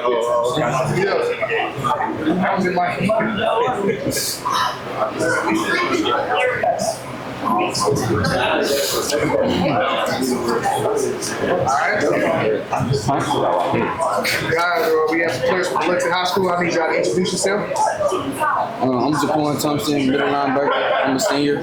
I'm Hayden Ainsworth, offensive tackle. Senior William White from Biloxi High School. Guys, what I love to ask all the seniors, what are you looking forward to for your senior year? Shoot, I'll go first. I think it's going to be exciting. I think it's going to be electric, and that's what we're really hoping for. I think on both sides of the ball we're going to be flying around, and that's kind of been our main objective. Second year under a new head coach, so that's going to be really exciting. Yeah, I think just flying around and having fun and really understanding the playbook for sure. So I would say since the second year with the new head football coach, we're pointing on to understanding more of the playbook, getting better on the field with all the new things that we have gotten, and just having a better record than we had last year. For me, having a better record and getting to the ball, flying to the ball, and being more physical and finishing the game. That'd be it. What's the vibe like in the locker room this year? Who's the loud one and who's the quiet assassin? I say our D-line. They chirp all the time, but it's been a lot more electric for sure. We're having, in a good way, we're having a lot more fun with it. I've said it before, like we're not playing around, but we're having fun while playing football, and I think that's helped out a lot this year for team chemistry. It's a lot of a closer group. Offense and defense actually talk to each other now. That years prior that hasn't been the case. But yeah, it's a lot more funny. We got Amari Rogers, a D lineman. That dude's got the craziest voice. He's the loudest dude I've ever heard in my life. And then in terms of like silent people, at least for the offensive side, because that's what I can talk about. We got Jordan, our quarterback, Jordan Ramsey. He's going to be an incoming starter as a junior. He don't talk much, but he does the work and puts it in. Same thing as his brother Jaden. I'd say those two are really quiet. And then you got a couple others who are loud, like Cam Clark, our right guard. But yeah, no, our D-line's the ones who like chirping the most. Each of y'all got different roles. What does your position mean to the team? I'm gonna start with me. I'm the mic, so I gotta be the loudest one on defense. I gotta call out the plays and make sure everybody real structured. Yeah. As being an offensive tackle, I can play both ways now. I've been training for it, so I can play all five. But being from my position right now, just really helping out the younger kids, because as you said, it is our senior year. We got one more year to prove ourselves and get the best record possible. But we also have underclassmen who we also need to improve as much as we can. So with that comes a challenge, and also understanding the offense even more. Being an offensive tackle, like you're playing your triangle out wide, and that's big. So really helping not only the younger classmen but also helping the starters just become as strong as we can. I'd say as a safety, making sure all the secondary is nice, being almost like a quarterback for the defense, making sure everybody's where they need to be before the ball has been snapped, making sure that we all communicate, getting the team together, and just being calm. And then I'd say we also have a time period where we do like team meetings and just being really locked in on what we have to do before the game. For me, it's just listening to music, getting a piece of quiet time to myself before the game. Think about what I'm gonna do, like play the plays in my head while I'm sitting there, and I'm probably gonna watch film on the other team and just listen to music until I till the rest of the time. Get my teammates ready to go every time. What game do you guys look forward to most? Honestly, I'm really excited for district this year. We have a hard non-district schedule, and that'll be a good test for sure. Like we got Picayune, Holmes County is our first game, Gula, and who's our last one? Pascagoula. That's a great non-district schedule. Hardest schedule. We do. We got. I did have you second, which I was looking at it again because those 3 straight games on the road. Yeah, we have what is it? I think we go Picayune. It's Picayune, Hattiesburg, Gula, back to back. Yeah, that's a tough stretch. So that's yeah. West Harrison. Yeah, Still good. Yes, it's still a tough schedule. I'm excited about our schedule. I really look forward to our district. I think I do have a sense of pride in Biloxi, and I'm going to carry that over into our district. I take pride in trying to beat teams on our schedule that matter the most. But yeah, I'd say any team in district, I'm ready to try to compete and win every time. And you already looked at the tape, or looking at tape with the team coming in your first game. Yeah. In fact, 30 days from now. 30 days is kickoff. So you're already looking at that was Holmes County Central. Holmes County Central. Like the coach was saying earlier, they got some pretty good actors. Yeah. So it'll be a good test. So certainly pretty congratulations to your all going to the next level. Thank you. Hopefully, that'll work out and life beyond football. But certainly enjoy it. Like I say, 30 days can't get here soon enough to hit some of the hours. All right, guys, man. Appreciate y'all, man. Stay healthy. Good luck. Sam Huff, East Central High School. All right, Coach, man. How many years have you been at East Central now? Wow. From the beginning, it's getting close to 19, maybe something like that. 20 years. Coach, you pretty much created the culture at East Central, or just adapted to what you guys normally do. How was the spring and the summer workouts to get ready for the season? Spring went great for us. We were, implementing some new things offensively, and that was a great opportunity for us to go ahead and make a full transition from last season to this season. And we were pleased with the way the kids were playing and how hard they played. Summer's been great. Attendance was great. We started with I think it was 58, and all 58 made the required workouts. So it's been a good summer, and a lot of energy going into fall. So appreciate it. Coach Huff's Matt stats. Yes, sir. What's the biggest area of growth you've seen from your team here in this spring? Like I said, I think us making a transition offensively, watching that grow and develop from the first day we started with it to now has been fun to watch. It's the same mentality we've had for years. I think we're going to start with making sure we can control the line of scrimmage, hopefully, and hopefully we can take advantage of an opportunity to throw the ball from time to time. We actually did a couple 7-on-7s this summer, which is about yes, sir. Ball, so yes. We increased that tremendously.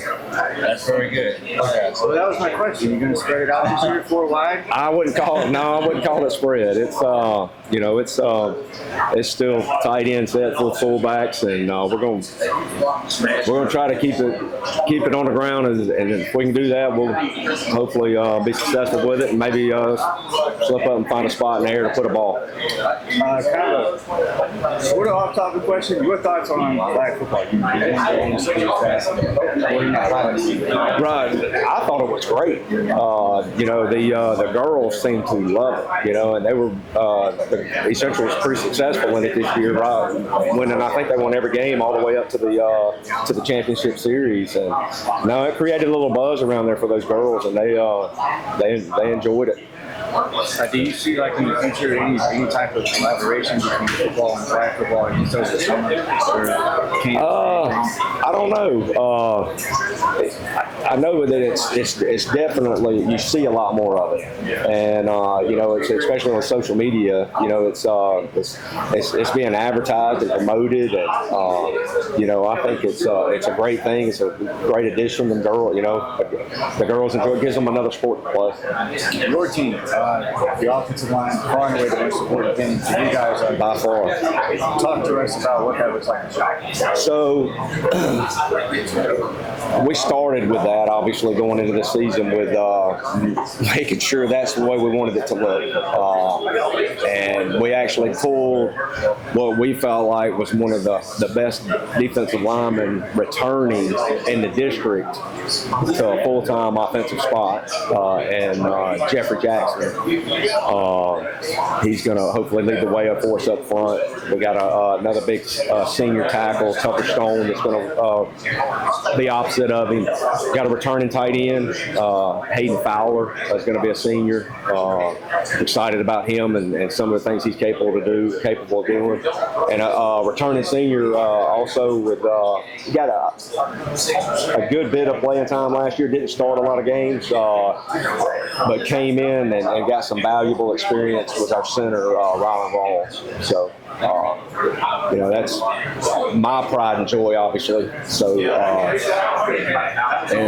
it's gotta be a well-oiled machine to be successful. So, the guys behind them that get the easy job, the running backs. Right. What do they look like? Another position we're excited about. We have a junior tailback that's going to hopefully lead the way for us. He's got a ton of potential. Adrian Marsalis. He's fast, explosive, strong, about 190 pounds. So, and he can go. I think he just got contacts. He's going to actually see a little better. So we're excited about that. What's going on, Coach? How you doing, Bingo? It's football season. Oh yeah. And I know y'all gonna bring the toughness. That's gonna be my first question. How would y'all describe the identity of this year's team? I hate to steal what you said, but I think we got a team full of tough football players, and it's they've been working hard in the weight room, and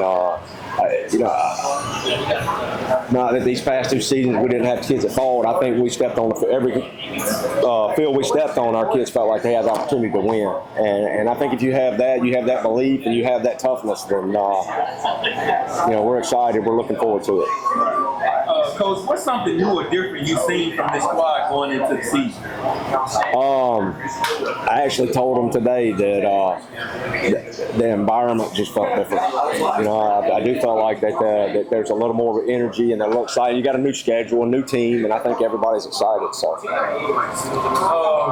you got a strong tradition out here. How do you keep that grit and legacy alive while still evolving the program? Hard work. Yeah. Every workout's got to be. We want it to be demanding, and basically put kids in the frying pan before the actual game time situations. And I think you can find a lot out of a kid in the weight room and in the hot summer days. So we follow y'all booster page when they be doing tough content. Oh yeah. That's how I know they tough. All right, Coach. Hurley is a small town with a big heart. How important is that community support to what y'all do?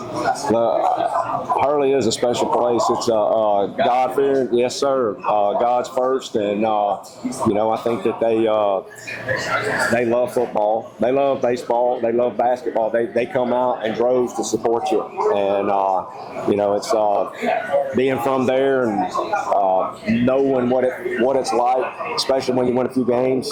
The support from the community is overwhelming. I ran into Tony Brown's touchdown yesterday, Gatorade Player of the Year, and I was just thinking, I was like, man, we know to have a state championship with you, man. That shoulder looked good.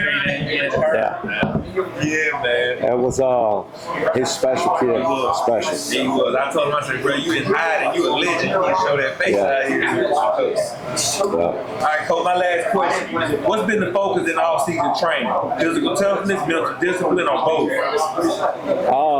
So I like how you mentioned discipline. I felt like last year we would find ourselves in good situations and only to cut our toes off in a critical situation, whether it was a penalty or a turnover. So I think the discipline from this point forward is controlling the football, maintaining football, don't turn the ball over, and don't commit stupid penalties. And if we can establish drives and not allow those two things to hurt us, then hopefully something good will happen. How many returning starters you have on offense and defense? So we figured that up the other day. It's I believe we're at six players on defense that played a considerable amount last year. May have not started, but got a lot of playing time, and 7 offensively. That's pretty good. First game hosting Greene County, of course, they're region champion. Yes, sir. 8-2 last year. Unfortunately, last year y'all put up the 2 wins. That was the least amount of wins since 2013. But of course, it's not the same Greene County team as last year as far as they lose players at graduation. Of course, Coach King is not there, but you bring in Coach Larry Nolan, who's a state champion. Now was there when they won state champion with Forest. How do you feel, as far as game 1? It's 30 days away from today. How does it feel, Greene County coming to town? I was a little excited that Coach King was leaving Greene County, and then turn around and hire some coach and Larry Nolan. He's known for having tough football teams, and I think it's going to be a good test coming out of the gate playing Greene County. I think they'll be ready. They'll be well coached and ready to get after it. Well, very good. You got anything else? Bingo? Fire, man. Coach Huff, it's always a pleasure, man, and thanks for bringing up yes, sir. One of my favorite coaches, man, your brother, man. Oh, yeah. And it was a pleasure to see him, man. He caught me off guard, man. Thank you for bringing him, man. Thanks for coming, though. Absolutely. We're looking forward to see what you guys do this year. Appreciate all y'all do. Thank you very much. Yes, sir. See week 0. Yes, sir. 0. We going to Eastern. Yep. Go Chase. That's the only game I be able to make it there this year. Jackson. Seniors? Yes, All right, man. My question I love to ask first is, what are you guys expecting from your senior year this season? Expecting ball out. To be honest with you. We work hard, try hard. Right. What position did you play? I play left tackle. I play inside linebacker. All right, linebacker. What? How do you read and react to option play as far as a linebacker? Option. Yes. I don't know. All right. What's your game day alter ego? Will be a superhero. What would? What is it? Like a superhero. Who would you superhero on game day? I mean, you like Hulk? Yeah, probably Hulk. I go with Hulk. Very good. Very good. What game on the schedule y'all looking forward to? Definitely bank leave. Bank leave. Yeah, that's sort of River Bowl. River. But it's what do you guys give? Which team is it? A bell or is it? What's the sim? What do y'all have? It's a trophy. It's a trophy. Yeah, it's big Okay. ball. Okay. This has got a name. I think it's River Bowl. Red River. What's your pre-game rituals as far as you do anything superstitious? I just normally listen to music and get locked in. Locked in. How about you? Same thing with me. Headed away games, they're always just a nice little nap on the bus or about 10, 15 minutes out. That's when you start getting locked in. Like that. Very good. What you got, Bingo? Who got the worst taste in music on the team? What do you think? I don't know. Who gets to control the hospital workout? Coaches. They got the worst. They play some pretty good stuff. Oh, y'all get fucked up there. Who takes the longest to get dressed for practice and still forget something? I know y'all got that one player. I would say Fowler. Fowler's like always the first one out. I don't know. Everybody's pretty on top of it. Okay, that means y'all a team. Alright, put it like this. If your team was on a TV show, what would it be called and who's the main character?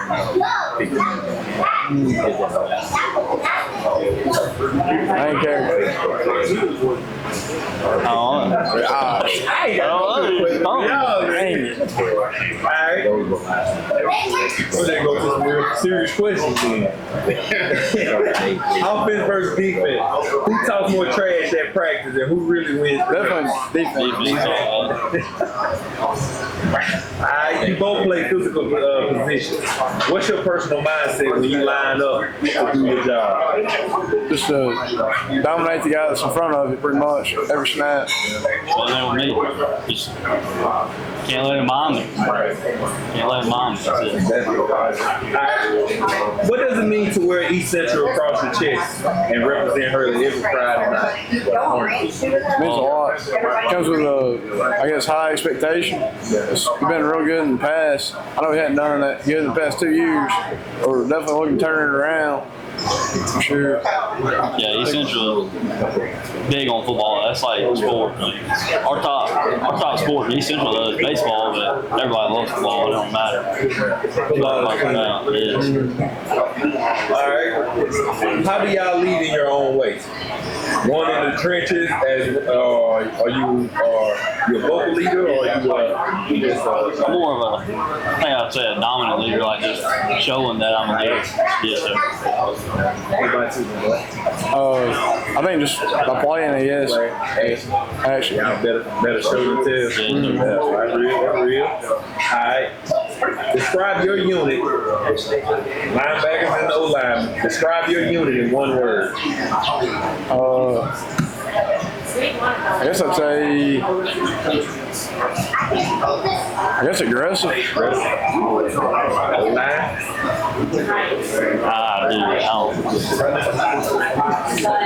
I come up with something.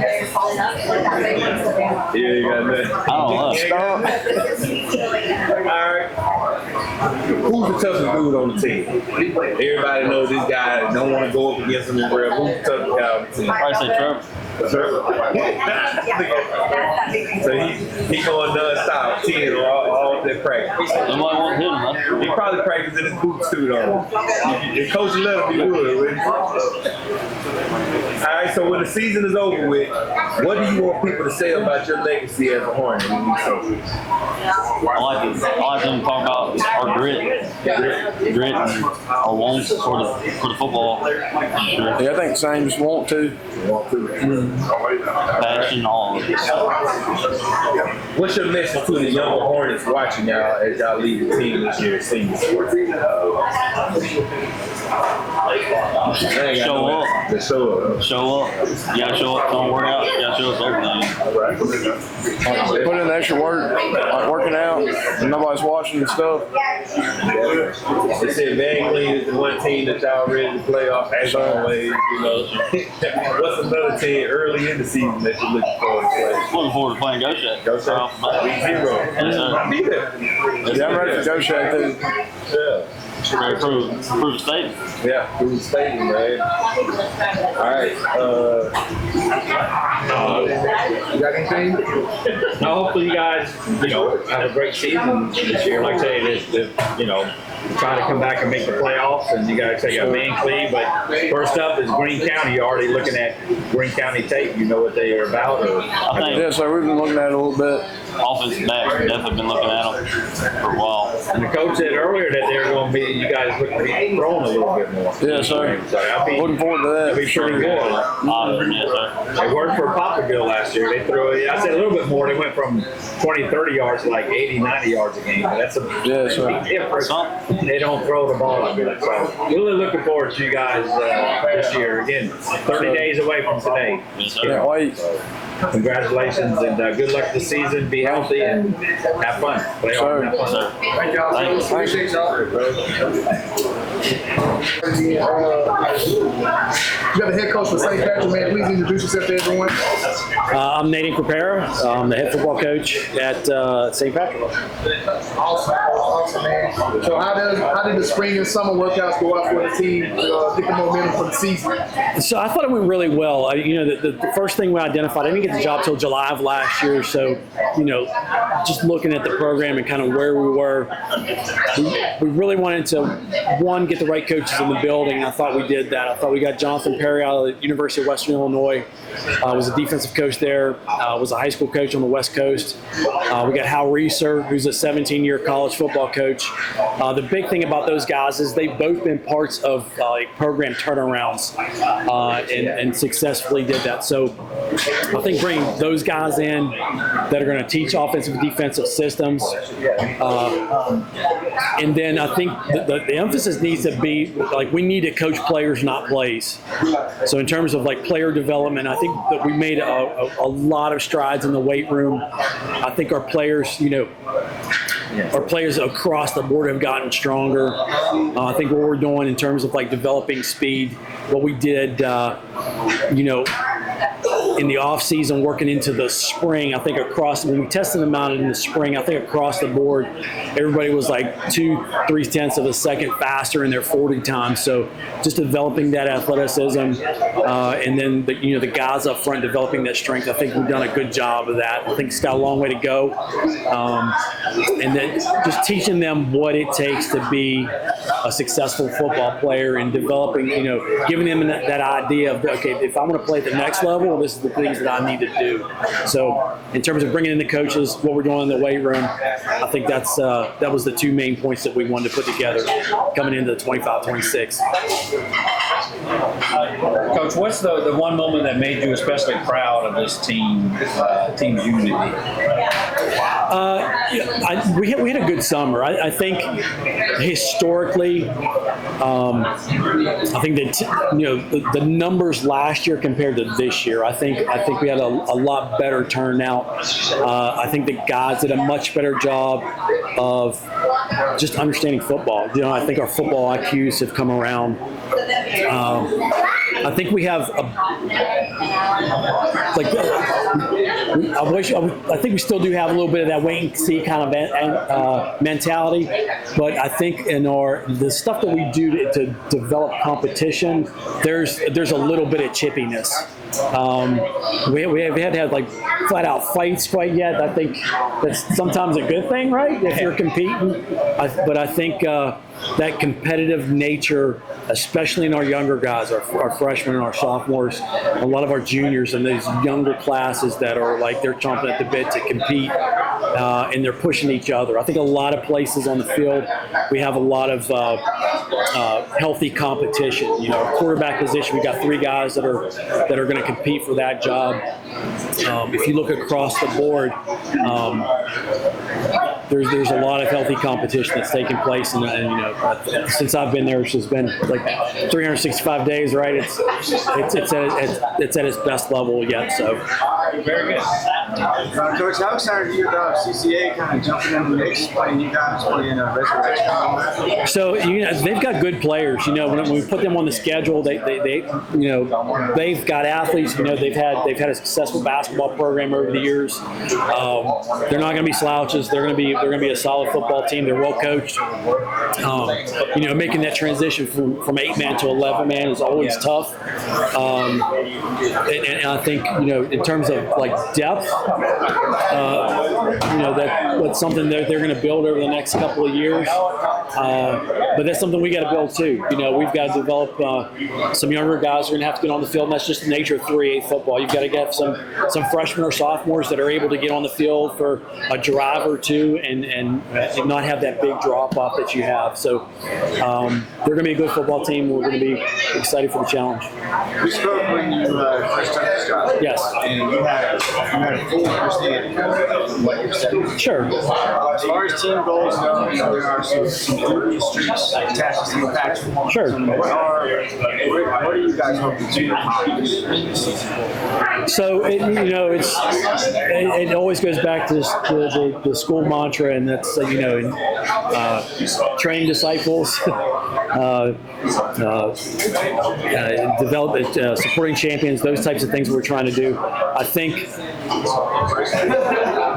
you know, building that togetherness, the brotherhood that comes along, and just in terms of like football specific stuff, it's just, you know, what you need to do to prepare, and then going out every Friday night and competing. And that's kind of been a thing that's, you know, we've carried for years, just that when you show up on Sunday, you're 0-0, and developing, you know, creating an environment where it's okay to fail. You know, I think that plagues a lot of programs that haven't had a lot of success, where you start to create an environment where, like, you know, I think it has to do with numbers, where people don't want to come out because there's the stigma that it's a losing program. So being able to put players in a position where it's okay to fail as long as you're learning from those situations, I think that's something we've done well. As an athletic department, very successful.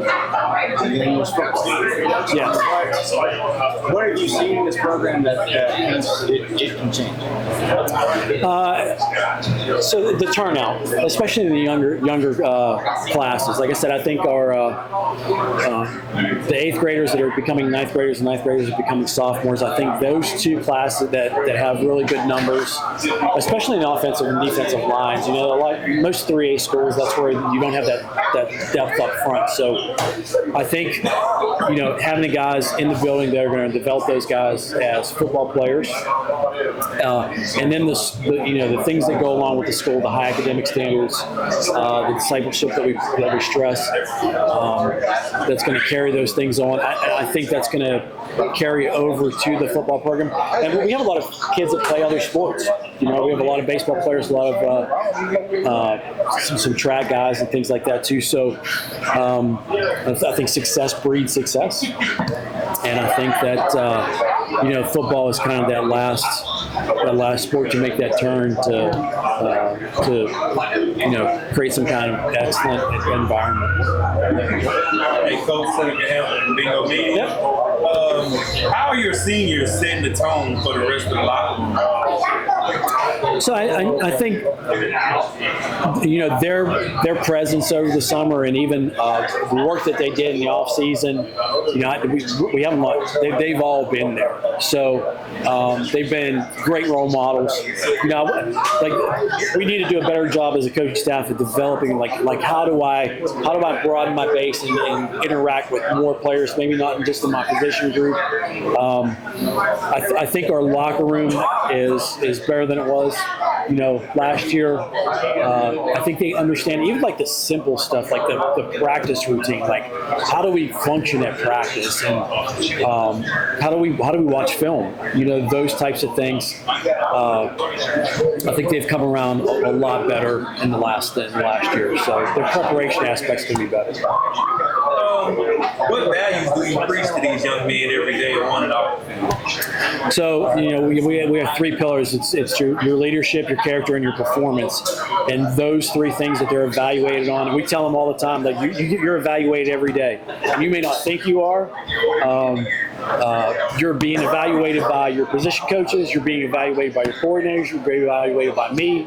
And even that environment where I'm evaluating my coaches on a daily basis. So creating that dialogue, and a lot of times we have kids that are highly successful in the classroom, and this is their first instance where this is not something that's coming easy to me. So how do we deal with those conversations and how do we create dialogue where, as I said earlier, it's okay to fail. We don't expect it to be perfect.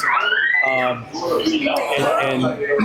we say all the time, it's you have to be willing to hear the ugly truth and not just listen to the pretty lie. So creating that dialogue and that constant evaluation and development that we want to push forward.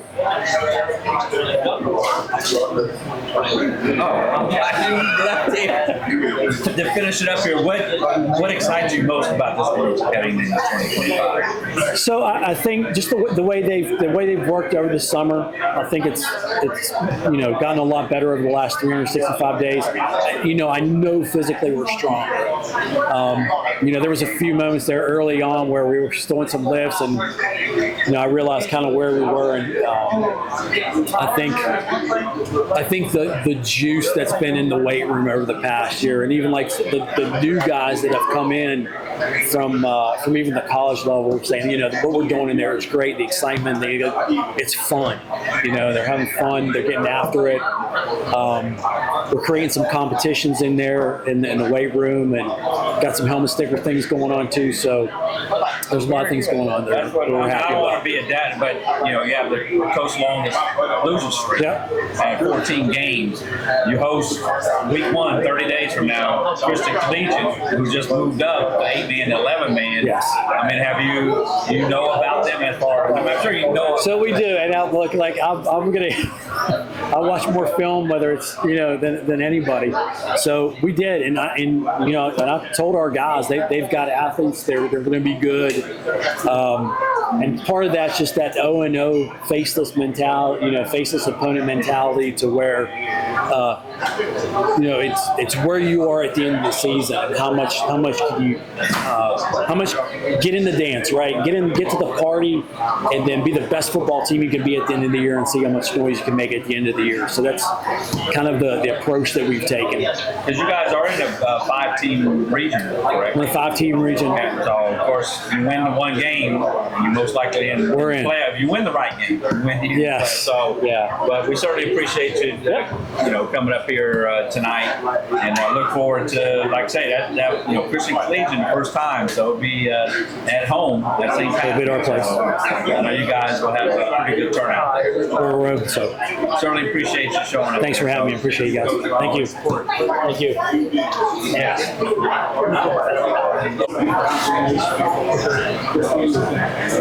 How many players you got returning offense? I think I have 7 or 8 on both sides of the ball, one on offense and defense, so majority of my team. Are there many that play both sides? I have 2 that potentially will, but not as little as possible.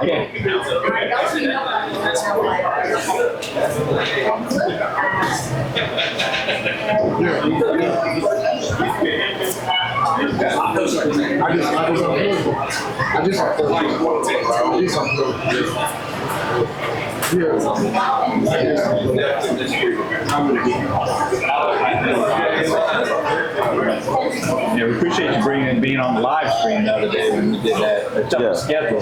No problem. Like I said, we probably will send you a link on Friday night after, just like after a win. Get you on there. On the way home or from the road trip. Sure.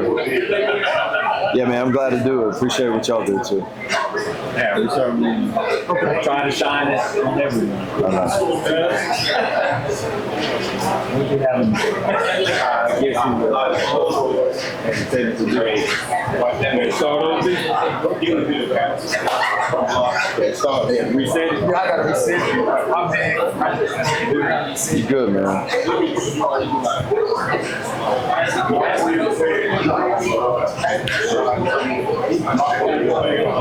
are they working on your stadium renovations? I mean, I know they did the track or something like that. They did the track and the lights right now, so I think a majority of it's going to be done after our season ends, and then they'll work on it in the off season. But the plan is to have it completed by 2026.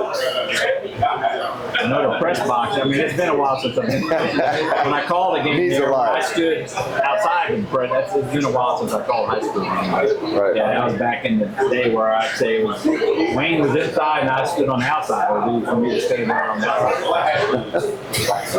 Man, there's probably some awful stories, but yeah, it's definitely been due. You know, we need it bad, but well, I know they had talked about it, and with Jeremy Sorhan, rest his soul, but he talked about it like they're going to build a new stadium or redo this one, and I guess of course they're doing this instead of building a new one. Yeah, they talked about building a new one, but and it still may happen, but it'll be further down the road, probably about 10 years from now. So. Well, I know y'all practice. I've been to your practice field up there by the school. Yeah. Do y'all ever go to the field to practice? Yeah, we do.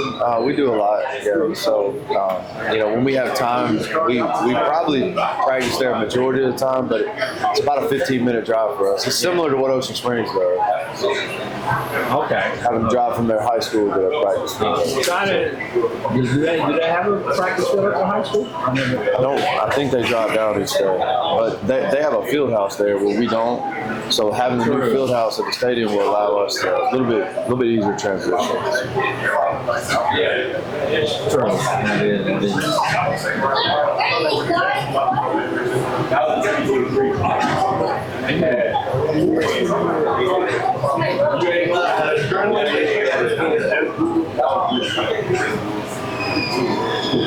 So remember that championship game like it was yesterday, in 2002? Yeah, definitely. I wasn't into, I started with coach football 2005. Oh, really? Yeah. The guy couldn't come back to do the radio to play by color analyst. So he said, come on to do it. So that's what I did. That's how I got started in college. For 2002, I was there for 2008. I think that was the one when they missed the field goal. Yep. 12-10 we lost.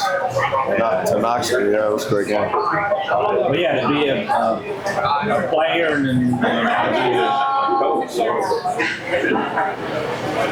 It's a blessing, man. It really is. How often do you see Coach sing? I know he's up there in age. I don't know. So I speak to him often, like text messages, and Miss Barbara always checks in on me and my wife Stacy. But the last time I saw him was the first ball game of last season. I went up there and hugged his neck, gave him a shirt. But I don't think he gets out much anymore. Yeah, because like I said, when I was there on the field and took a picture of him, he was still doing good, but he couldn't get so good. He's check. A living legend, as they say. No doubt. He's on our coach Mount Western. Yes, he is. As he should be. He's an even better person than he is a coach, man. I'm grateful to have worked for him, and that was a big influence on me. Was he your coach?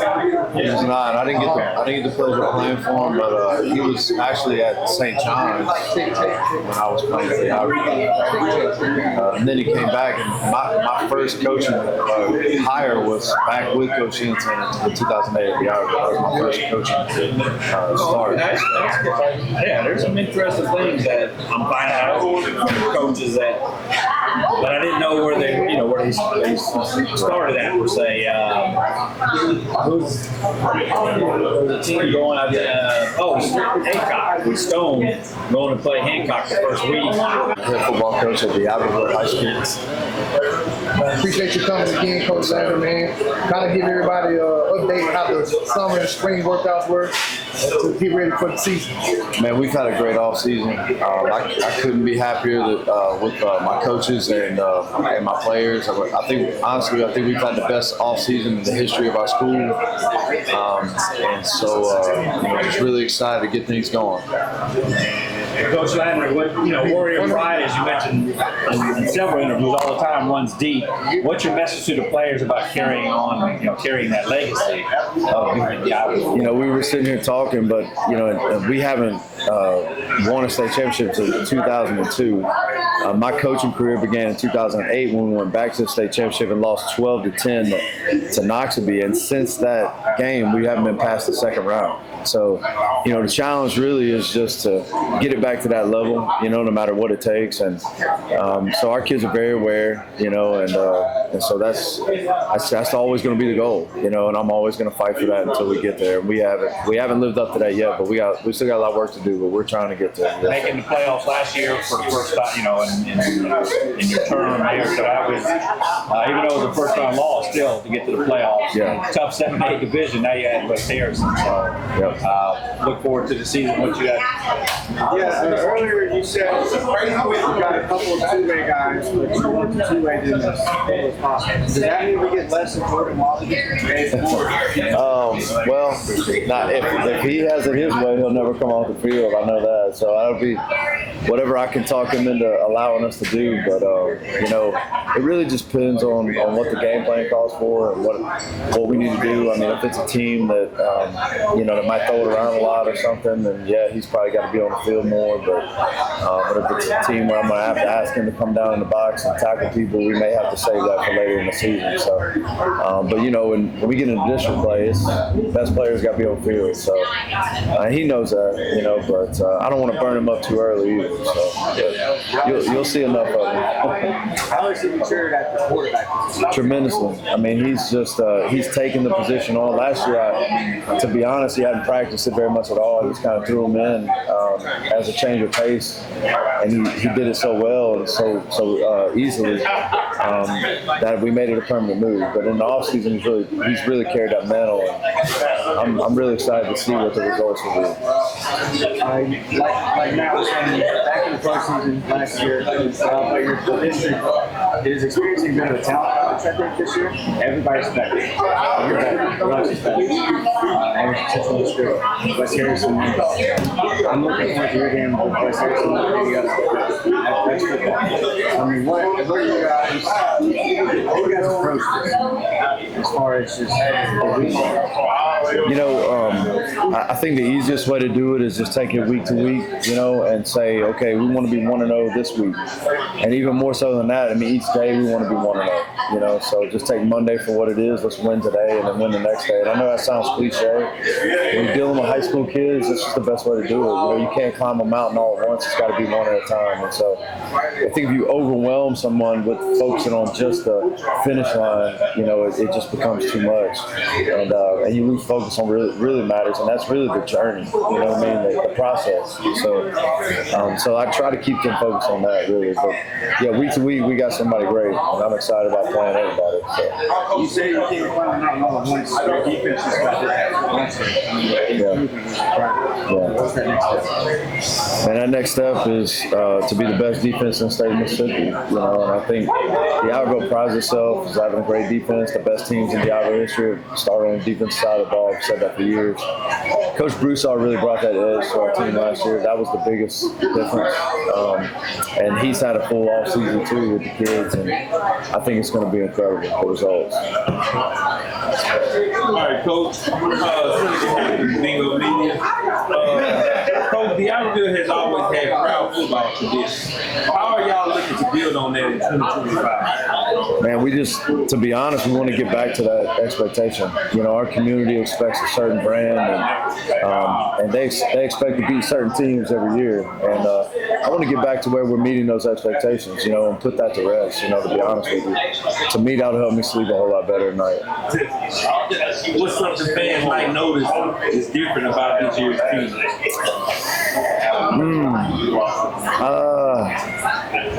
And kicking game. Our kicking game is going to be a whole lot better. You know, we last year it was like trying to I was biting my fingernails every time we kicked an extra point, I felt like, and a field goal was something that we weren't even probably going to attempt. So, but this year I feel comfortable. I got a kid that came on and really focused on it heavily this offseason. He's really good. He's one of the better ones that I've coached. So I think that'll be the biggest thing, you know.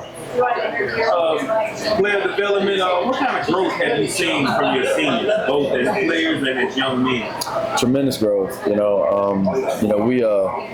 I've seen them grow personally as you know, they're my first 9th grade class, you know, so as a head coach. So that's all they know me as, you know. I'm the head coach, you know.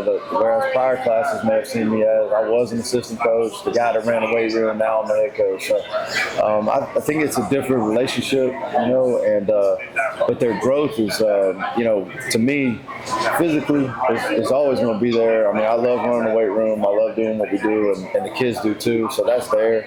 But to me, the biggest thing is from the inside. You know, my guys have really embraced being leaders and have bought into that. You know, we had a phenomenal offseason as far as numbers go, and I think that's a testament to our seniors stepping up and holding people accountable.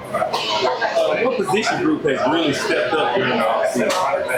My D-line, you know, I would say. I mean, they're making us better all around. You know, they make my offensive line better and everybody. So I would say that probably stands out the most to me. What's the culture you're creating in the locker? Culture is a servant leadership of love, you know, and I want my guys to understand that, you know, leadership is really not a king on a throne being served. It's really serving, you know, and the best leaders in the world are guys that are really carrying the burden and responsibility of more than anyone else, and so just trying to get my kids to understand that, you know, is really, because everybody wants, like, we did a lesson the other day talking about leaders eat last, you know, and how often do we let our seniors go first, you know, but we need to let our seniors serve, you know, our freshmen and sophomores sometimes, and I think if we can reach that pinnacle, it would be really special. The motto of the football is believe. Yeah. When people talk about Warrior football, what do you want that to represent? I want it to be, and that is something I need a pen and a paper for. I think that's a deep question, but what do I want them? I don't want them to give up. You know what I'm saying? I want them to, like, my expectations were to come in and let's win a state championship right now. Like, God just anointed me. Here I am. Let's go. But that's not how it's going, you know. But I do still believe that we can get there. And so I guess the biggest thing is I just want us to have a belief about us that's always going to be at the forefront. That's going to be our expectation no matter what it takes. And we may have not have done that yet. And it may be taking longer than we wanted it to or expected. But keep believing throughout all that. So that really is what I would want more than anything. With the atmosphere like on Friday night in the office, how does it fuel your squad? Oh my God, man. It's everything. You know, and we got some of our biggest ball games this year at home. And our crowd, I mean, I think they're expecting a lot. So if we go out there early and we give them, pay them back for that expectation, I think it's going to be something that's been long coming. I get chills thinking about it. I'm excited. And what's your message to the community, the parents and younger players about buying into the team? Keep believing. Don't give up. Don't quit. Don't give up on this team. Don't give up on me. We're going to get them there. We're going to make you proud. And it's going to happen very, very soon. the big picture. What are the goals you have set for yourself this season? As a coach, I want to have a winning record. You know, I haven't finished my season yet with a winning record, and I want to be personally. I would like to lead our team to just look. At the end of the day, like, I know wins and losses are what keep me a job. You know what I'm saying? But that's not necessarily what I define winning and losing as. I want to see my kids grow. You know, I want to see my kids be better men. But I guess if you were to like break it down tangibly, I want to see us make the playoffs higher than a 4 seed and maybe win a playoff game, you know, and then see what can happen from there. And maybe, you know, and compete for a championship. My last question, when it's all said and done, what do you want this 2025 team to be remembered for? A ferocious defense, a tremendous running game, a consistent special teams, and an opportunistic play-action pass. That's consistent week in and week out, not only in our winning, but in our preparation. Coach Snyder, as far as the first game, your first time playing Raleigh, Raleigh, the Lions, they lost in South State last year. I know they're a 2A team, but still. 3A. 3A? Yeah. It's all right. So how are they looking at? I mean, it's a tough game coming in there. You know, Raleigh can. Yeah, first off, 3A means absolutely nothing with Raleigh. Okay, it's 11 on 11, and those guys right there live, eat, drink, and breathe football.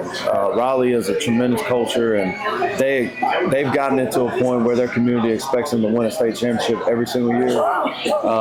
Coach Higg is a good friend of mine, and I know what he's about. You know, he's about similar things that I'm about, and I expect this to be an absolute war. I expect it to be a great football game, regardless of who wins. But that team's special, and not only are they good year in and year out, this may be the best Raleigh team of all time. You know, they can compete with anybody in any classification. Well, good luck this season. You have any other? Thank you for coming down. I appreciate it. Thank you. Yes, sir.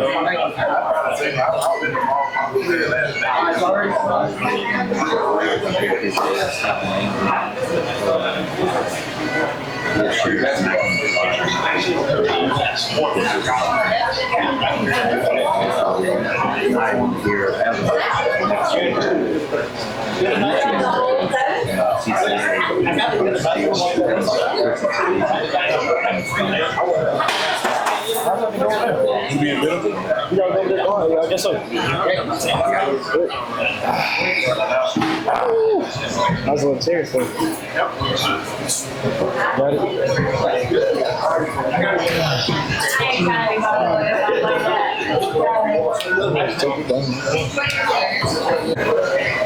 Stephen Ramsey, linebacker, they are real high school. Kelvin Shada, defensive lineman, Diablo High School. All right, all y'all seen is correct. Yes, sir. So tell me what y'all expect out of y'all senior year. I expect this to go to state. That's all right. Hey, that's gonna go. You go to state. I mean, I expect everybody to improve overall over the year, because it's not just about us seniors. Because our main goal is to have everybody get better and learn something from that year. So I just hope everybody gets something from this senior year that we come from. I expect to win a lot of games, and for everybody on the coast to remember the Diablo football, what we bring to football and stuff like that. Is there a certain game that you're looking for? I don't even know we can say no. I don't know if you can say it. I don't know if we can say all that. Yeah. One particular game you're looking most forward to. The last game, Biloxi. We get some confirmation over here. All right, well, I don't want you to. Biloxi, or go for it. Biloxi. I know they moved Biloxi to the last game. That's we know, but we know how that went last year. I ain't gonna say nothing, but we know how it went. I understand that. So, all right, we'll have to wait and see what that is. Usually the fans on hold. Every game is you're looking forward to. Yes, sir. Every game. As far as when it was running back, the play breaks down. What do you do as far as what happens? I try to be as patient as I can and find a hole. Oh, very good, very good. Linebacker, how do you match up against the big backs? I mean, you look big yourself. Big backs. I don't think about nothing. I just go down and hit. I mean, it's either me or you. We the same person. So someone gonna have to go down. Very good, very good. So if your pass rush, your defensive line, your pass rush had a nickname, what would it be? I say versatility. Versatility at its finest. I feel like I can do everything.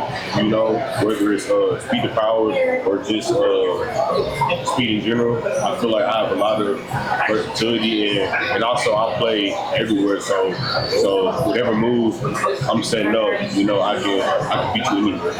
Goes for everyone. What have you worked on the most this offseason as far as just speed, agility, holding the ball? I mean, what have you worked on the most or seen most progression? Ball carrying, so I won't fumble as much. Mine had to be keep my eyes at the backfield. I got way better at it, man. Coach, get on to me for that. He made me run to that flagpole down there. Man. And that is what keeping your eye. Watch the line. Very good. I say durability and trying to be mentally tough in very tough situations throughout the game. And I also say trying to be trying to dominate the person that's in front of me and trying to carry that mental toughness everywhere I go. What's y'all pregame? What do y'all do in pregame? Anything certain? I mean, play some music or eat certain food or win or lose? I like to take a little nap. Take a nap. Just goes to sleep. Yeah, take a little nap, wake up, a little powered. You know what I'm saying? All right. I know me. I just asked about pregame. I want to ask postgame. I haven't asked you. Y'all win or lose? Do you go? So if you're at home, Waffle home. Waffle House. Right after the game, gotta get some. Well, after the game, a lot of music. Straight after the game, we're gonna have a little meeting, talk about what we could have done better, what we can improve on from that game. But after that, we go home, think about what we could have done better, what we did good on, and from there, it's just another day at the office. Waffle House. What do you get at Waffle House? Same thing. I get the. I was probably the American platter where it's like 3 waffles, some eggs. I'm hungry. Double hash browns, bacon. I mean, is that it? How many goes to Waffle? Not the whole team. How many? Probably just like you, my guys. A lot of team bonders. Well, very good. I'll turn it over to Bingo here. All right, Bingo. All right, fellas, so I can have some Bingo meetings. All right. As seniors, are y'all holding this team accountable and leading the younger guys under y'all this year? Yes, sir. One example we had today, we had one of our guys slacking off. He really didn't want to do it, and I was baffled by that because why are you here in the first place? You're not gonna do it. But I understood, so I did my best to encourage him to do it, and that's the most you can do at that point. Just encourage him. As seniors, how are y'all holding this team? What part of the game have each of y'all worked on most this offseason? I say a lot of transfer and just trying to better my movement and stuff like that, and just trying to switch it up. Whether it's a lot of just working a lot on my fast and just trying to work on my motors and stuff like that, and just trying to be a better overall football player or whatever I do. Well, we have one of the better boxes in the game. One of the better boxes in the league. I ain't gonna say that, but one of the better ones. So I focus on pass drops, QBIs, learning people's plays and stuff. More of a film room type guy. That's what I've been working on really since I'm already got the run game down. So that's what I've been working on more this offseason. I've been working on my footwork and ball carrying, so I won't have it sticking out at all times and stuff like that when I make a move. That's really good. All right, so all right, who's the hype man in the locker room, man? Who you that? Trip.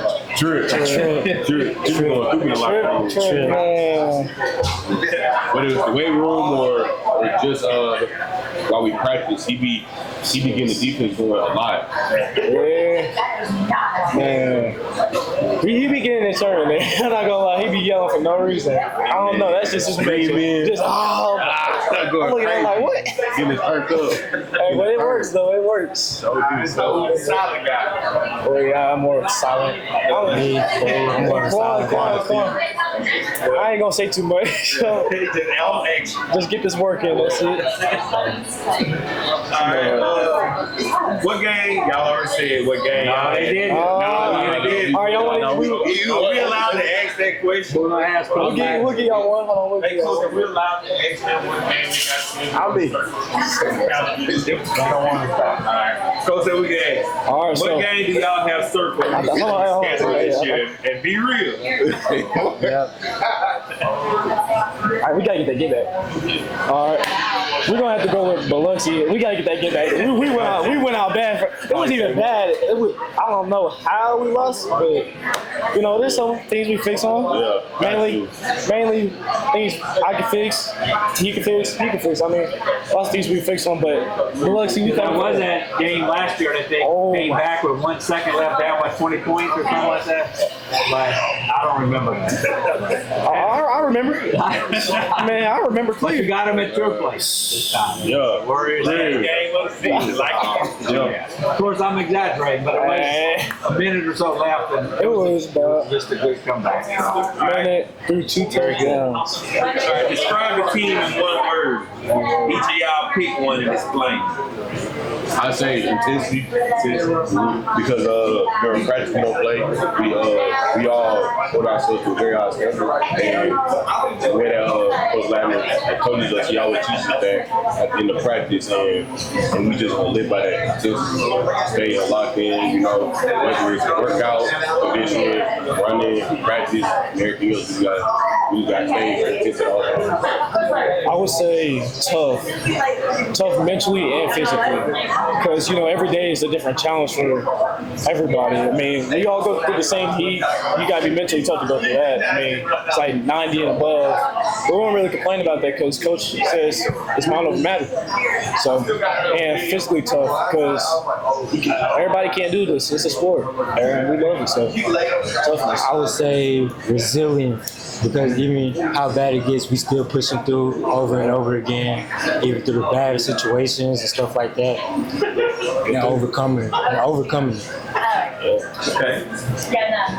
Who's a sleeper team that fans don't know yet, but will be by week 3? Sleeper team. Dang. What you mean, like a lot on the coast or?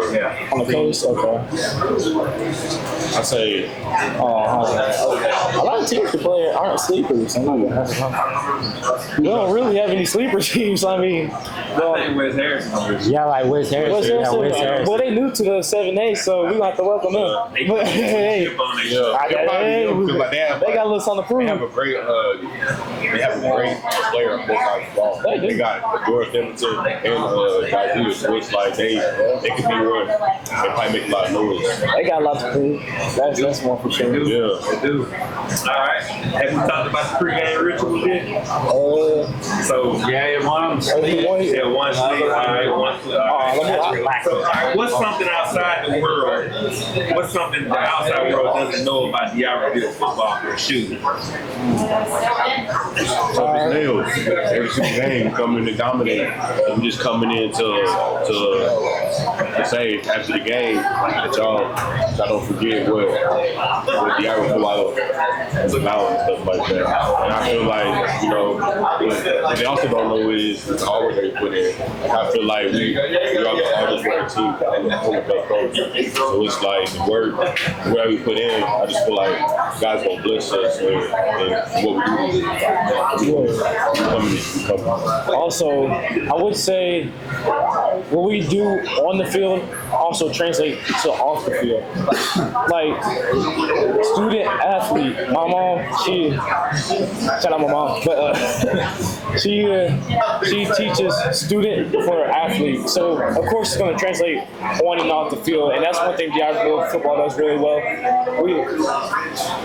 I forgot the numbers, but we had a higher percentage last year of students that had straight A's, and it was crazy. So it was over 70. Over 70, yeah. But it was a great number. So coach has been doing well, helping us on and off the field and keeping us in our academics. All right, so our last question. All right. Let me get some water. When the season ends, how do y'all want y'all class to be remembered? Greatness, because like I just feel like state champion. Yeah, state champion too. But at the same time though, I just don't want it to be the last grade for Diablo. I want the 2027 class and the 2028 class to build off what we have accomplished. And I feel like I also feel like we could be remembered for winning a lot of games, stuff like that, and bringing the Diablo community together, making it great once again. All right. Mine would be the hardest hitting. The hardest hitting, man.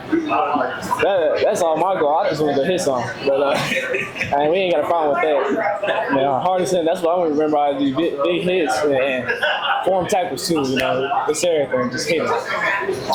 Just being an all-around player. You know what I'm saying? All around. Then doing everything right and all that. Got any more questions? So you got anything you want to ask? I'm good. Y'all answered the team part. Like I said, y'all looking for it. Y'all gonna win the region? Oh yeah. Oh yeah. I think we can. We're very confident, man. It seems like it's gonna be tough. We got them over there. They're all coming to your place. I ain't gonna say nothing. Home schedule is elite. Oh my dude, we gonna have so many fun games. Bro, we got those new license renovations. Oh my dude, it's gonna be fire. That one game too. Oh, Ready for that one game too. you know. Yeah. Hey, you know that one game. That one game. You know. Certainly appreciate you guys being here. 30 days from today, kickoff. Yes, sir. Friday night.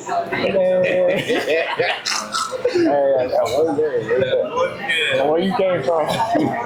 Appreciate y'all time, man. Yeah, we appreciate y'all for inviting us, man.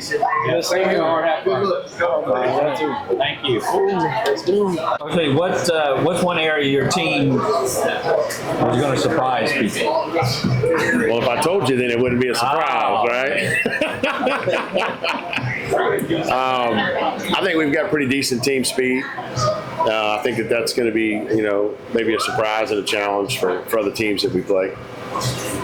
Because you guys were in the playoffs, again, 8-man. We have been the past 3 years, yes, sir. We went first round of the playoffs last year. We were in the semifinals the year before. And this is your 6th season? Yes, sir. As he said, you're Yes, 11th sir. overall. Yes, sir. As a head coach. So yes, sir. We welcome you to coach football. First time we ever added, a team. So it's an honor to be here. I really appreciate you guys including us. It really is an honor. It means a lot to us. So thank you. I'm turning it over to Son Harold.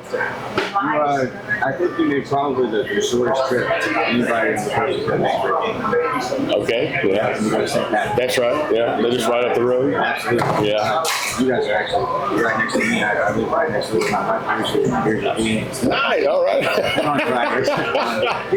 That same time, how excited are you guys about that? And is that something you keep doing? It is. I was talking to Coach Enkapera a little while ago, and met him tonight. We've texted back and forth, and just real excited to get to play them. It's not a crosstown rival. It's not even a rivalry yet, but it could be. I mean, if we both start working against each other, and looking forward to having some close games. A lot of our games were 3.5, 4 hour, road trip. shifts. And so just to be able to play him is really exciting, and I'm hoping we can get something going there. That was my next question. How does this new schedule impact the draft? Yeah, it's going to really be beneficial. While we only have 5 home games, some of our away games are less than 30 minutes away, which is we've never had that before. Average will be about 2 hours either way, but still, again, that's a whole lot better than what we're used to. So, Coach, transition to 11 man. That's not a 1 year thing. No. How do you sustain that? Well, we realize that this is a building year for us. We realize that with the shift, there are some changes. One of the things that is going to affect us is that we don't have the depth that a lot of the teams that we'll be playing will have.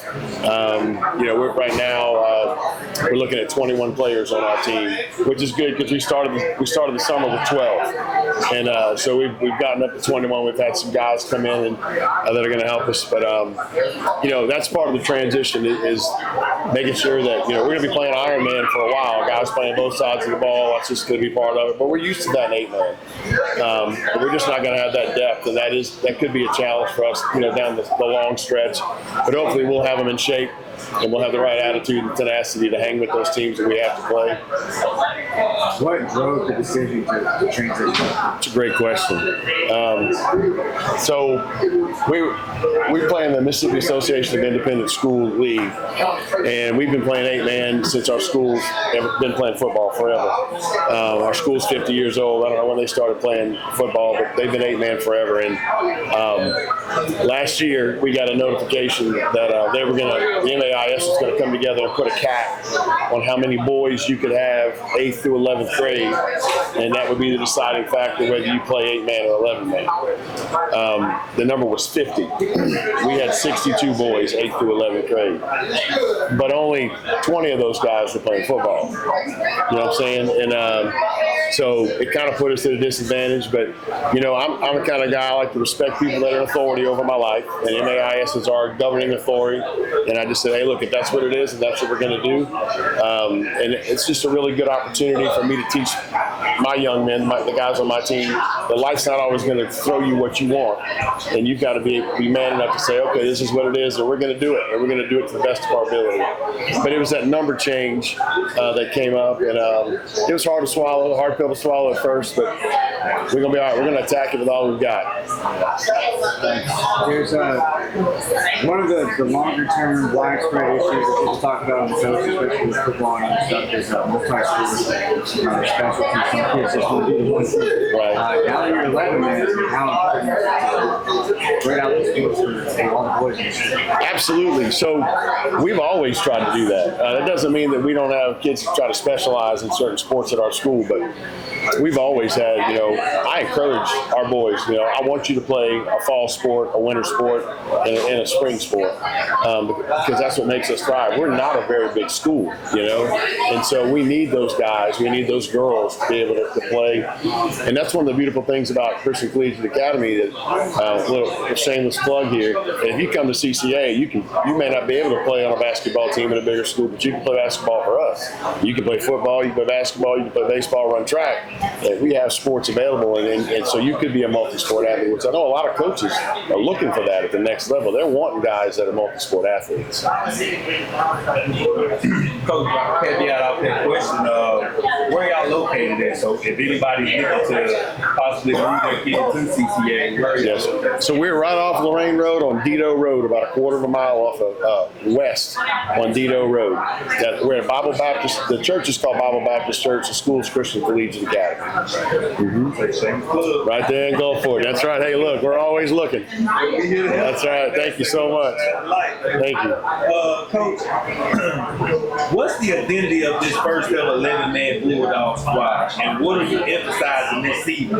Is it the toughness? the discipline or the speed? Well, so we talked about this the other day. You know, our mascot is a bulldog, and I looked up the characteristics of the bulldog a couple of weeks ago, and I'm like, you know, I didn't decide our mascot, but I like it.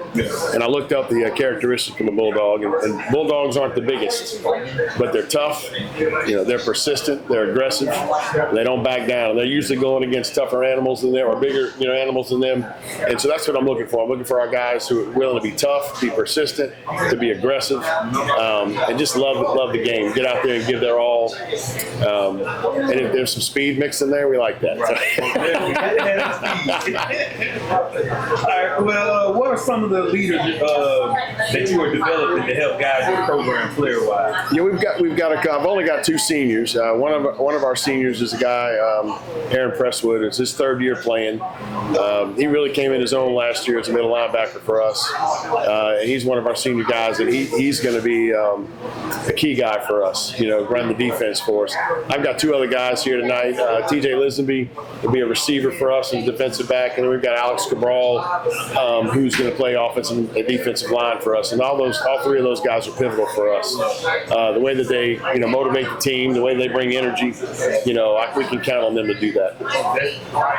Coach, what impressed you most about how players have handled the change? Just a buy-in. You know, I've been honest with them, you know, from the get-go. I said, look, this is not going to be an easy season. It's going to be tough, but it's going to be what we make of it. And they've all bought in. Every day we go out, they have great attitudes. You know, they get along, they work, they put in, you know, we talk about not coaching effort. We don't have to coach effort. You know, they take care of that on their own. So that means they have buy-in. And if you have a team that has buy-in, things are going to get tough, but they're still going to rise to the occasion, I believe. And that's what I expect of my team to do. Being listed as the new 25th coach football team this year, what does that mean to CCA now to be recognized as official coach football team? Man, it means a lot. You know, I don't want to throw any shade, but, you know, we've tried to get coverage, you know, from news entities and things like that, you know, come out and check out our games. We just weren't big enough. We weren't important enough. Because we weren't playing real football. And I know that those businesses are stretched across the coast, covering a lot of the 25 teams. But hopefully, you know, maybe we'll get a little bit of, all right, hey, we know about you guys now. Let's come check you out. And that would be really nice because that would help us. Because a lot of people don't even know who we are. You know, like CC what? You know, and Christian what? And 50 plus years, and they don't even know who we are. Which is, man, we're the best kept secret on the Mississippi Gulf Coast, bro. And so hopefully they'll take notice. I appreciate you being here tonight and giving us an opportunity. So thank you so much. All right, Coach. What's the long-term vision of CCA football now that y'all playing big boy football?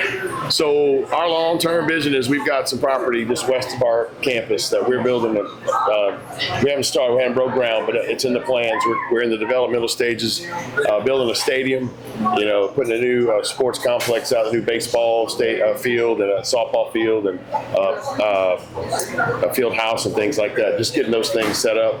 That's the long-term goal of what we got going on. You know, we've got the land procured and that's in the plans. You know, it'll be a little bit, but that's what we're working towards. All right, last, Coach, what do you want this team to be remembered for when the season is over? I want my team to be remembered as a group of guys that faced adversity, faced it with a stiff upper lip, charged ahead at it, carried themselves in a way that young men do. You know, Christian is in our name, and I want them to represent Christ to the best of our ability, and to be a team that people respect and recognize and acknowledge that we have class, that we play the game with class. That's what I want my team to be remembered for, and hopefully for wins.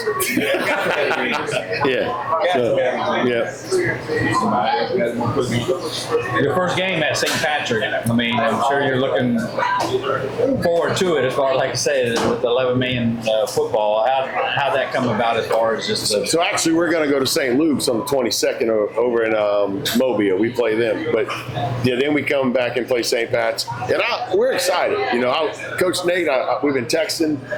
We're not friends. friends, but we're getting to know each other. Seems like a great guy. Look forward to just us playing, kind of getting that crosstown rivalry going. I think that's going to generate some excitement, between our fans and some other people as well. Oh, we certainly look forward to it. How many returning starters? I know you had it to 8 man. Yeah. You have 2 players that started last year that are right. Yes, sir. Just a couple. Yes. 20 football field. I know that. So we look forward to it. Like I say, you'll be in the game predictions and you'll be ranked somewhere 1 through 25. Maybe not number 1. Maybe. I don't know. But hey, you guys do what you got to do, man. I trust that. So you certainly will get coverage and shine the light. Like thank you so much. So appreciate you being here and have fun and good luck this year. Thanks, guys. It's been an honor. Appreciate y'all a lot. I'm a junior. I'm a sophomore. So, okay, my question to you guys is, why do they feel to play 11-man ball? So I came from a school. I came from Bankley, and that's what they play as 11-man ball. So coming to CCA, I didn't play last year. Try to focus on basketball, but this year I'm very excited to get back and just get into 11-man. It's kind of like I never left. Feels good to be back. Awesome. What position? So I play wide receiver and free safety. Wide receiver and free safety. Yes, sir. And what position you play? Offensive guard and defensive nose. Nose guard. Okay. Hey, Travis Hunter, we playing both sides of the ball. I know that. I guess it's going to be a whole team. Oh yeah, I'm playing kicker and kick return. They not coming off the field. So let me see here as far as how do you support your quarterback on and off the field? Or you guys, I don't know if you have a starting quarterback name. Yes, sir. Do you have a starting quarterback name? So right now, I'd say we're developing him. He is a younger guy coming into his freshman year. I say I support him. Just if he doesn't make that good pass to where I can't get it, I don't put him down. I try to encourage him like, hey man, we'll get it next time. I mean, because the second that he gets down is the second that he starts going crazy. Yeah. And he gets in his own head. So offensive guard side of the ball, if you had an O-line t-shirt, what would it say? What would the design say? What would Protect. There you go. And you don't ever jump off sides, right? You're right in front of the ball, that nose guard. As they say, how do you jump off side of the ball, right? But most definitely. So what game, I mean, of course, on the schedule, are you looking forward to most? Obviously our first game. Yeah. Same league. Now, I mean, that's the one, is that a jamboree or is that an actual game? It's an actual game. On the 22nd? Yes, sir. Okay. So that yes, and then coming over to St. Patrick the following week, so it is memorable. And you said you were on the team last year, or you were at Bankley last year? So last year I was not on the team. He left being a bulldog and became a bulldog. He's like a bulldog. Like nothing changed. Yeah. So nose guard, what's your best trait on the D-line? I'm aggressive. Silent too, man. He's quiet, man. You gotta watch him quiet, man. How do you stop those misdirection plays? I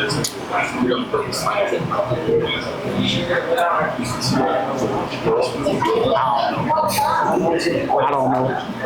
You just plug up the hole in the middle. Yeah. Did you get any? Well, 8-man, did you get any sacks last year? Yeah, I had about That's for you do a sack dance, or y'all? You don't do no sack dance there.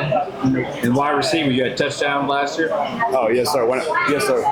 What do a touchdown dance? I'm more of I'll celebrate with my quarterback when we get back to the huddle. And you said you're a kicker too? Yes, sir. Extra, you gotta score and get ready to kick and kick the ball off. Oh yeah. That is very good. What Get on defense, safety. That is. Catch an interception, come back online, get that wide receiver, catch a touchdown. Exactly. It's gonna be exciting for you. He ain't coming on the field, man. What you got for him, Bingo? All right, buddies. How has the transition pushed y'all to level up personally as a team? So I think that it really brought us together. So I know Coach was telling us earlier that he told us that it was going to be tough this season. But our team didn't face that with, oh, no, we're going to lose. Now they faced it with, all right, we're going to be ready. So every day, even after practice, I've been getting extra reps with the running backs and the quarterbacks, working on the small things. This way we get to that game. Because they're definitely gonna treat us as underdogs. So we're gonna come in and we're gonna show them who CCA is. Yeah, we're a newly we're developing because we're a young team, and I feel like we have a good chance. Fellas, what does it mean to be part of the first ever 11-man Bulldog squad in school history? Y'all made history already, but I didn't take a snap yet. So what is that like? Has that even resonated with y'all yet? I can only imagine. Yeah, it's a lot. I mean, it's a good thing. It's a step forward. Yeah, it is. And definitely pushing those younger guys, get them ready to play at next level. Because a lot of people on the team, that's where they want to be. And yes, definitely, it's a big thing. What's the energy like in practice and the locker room now that y'all competing on the full field? Oh yeah, it's loud. It's definitely a great atmosphere. I mean, you ever play football? You got to be there to understand. What's y'all uniform like? What's y'all drip like? Describe y'all uniform. I see the navy blue and white.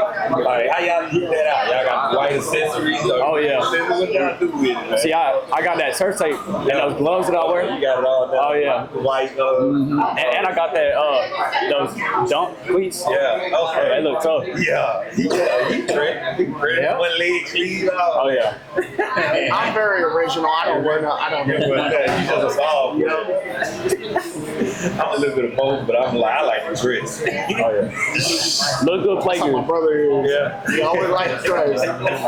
All right, so what's one goal each one of y'all have for the season, personally and as a team? So as a team, I mean, like you said, first year 11-man, definitely a big step. I think a big thing for us is to set a precedence, you know, so people know not that we're a joke, you know. And personally, I want to be the best that I can be, you know, and especially since we're playing everywhere on a team, I gotta step up. And that's a big thing for me. For myself, I would like to play with my best, and as a team, same thing as Okay, what's the bond like between y'all, and what's the legacy y'all trying to leave as a team? So the bond, we have a bunch of younger guys, and it's kind of like most of us have played football before, and it's like a teaching moment, because those kids, they come up from middle school thinking it's going to be a cakewalk, and that's when we got to show them it's not a joke, but it can definitely be fun. You play it right. All right, so what's your go-to pregame song or ritual, and who got the worst playlist? All right. This is a big thing for me. I used to be a big rap person, but I can't lie. Since I got to high school and the game started getting more important, I started listening to that Frank Ocean, Boys to Men. Oh, you mellowing out. Oh yeah, I gotta calm down before I get in there. There's a lot of people like to listen to like R&B, gospel, like just slow moving pop, you know, just chill out, man. Like you can't rap, man. You want to go run through a wall, rock and rap, man. You can't go in the game with feelings. Yeah. R&B. Yeah, you mellowing out too, huh? What's up, man? I like to stay focused. Yeah, locked in. All right, so who's the jokester in the locker room? Who's always locked in no matter what? So, Zion. Yeah, I'm with him. Zai he's a big jokester. I mean, he's tough. I mean, in the weight room, he's tough, but he definitely, when it comes to messing around, he's always there. And I stay quiet. I say probably him. I think y'all noticed this interview, but he's very focused. Yeah, he chill. He just there. All right. Last question.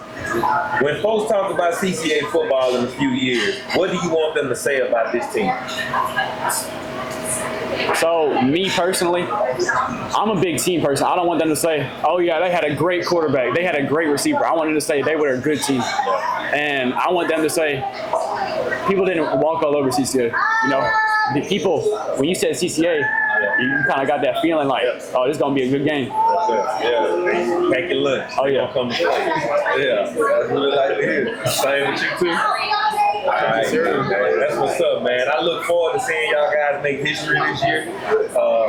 Between me, Boz, Matt Stack, Scott Walker, son here, man, y'all want to get the light shine on y'all. Y'all are the 25th coach team. He's not going to let y'all go unnoticed. Y'all will now be in his rankings.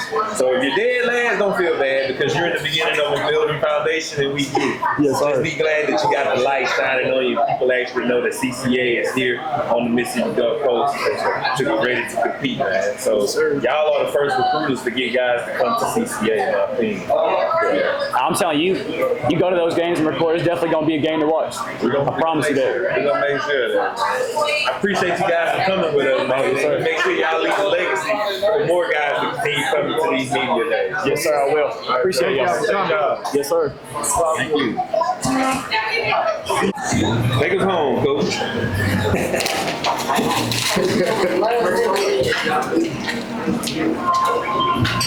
All right, man. We have head coach for Stone County, man. Please introduce yourself to everyone. I'm Jacob Acock, Stone High School. This will be year 3. Man, that time went by fast, Coach. Bro. Man, my Yes, goodness. yes. Coach, man, just kind of briefly talk about how the summer and the spring workout was to gain the momentum for the season and how you guys prepared. Well, you know, football is kind of a unique sport because it's hard to practice, you know, in full gear or anything like that outside of your season. So, you know, it's kind of a thing of delayed gratification. You start in January preparing for something that's not going to see the benefits of it until August or even later in the season. So our kids really bought in this off season.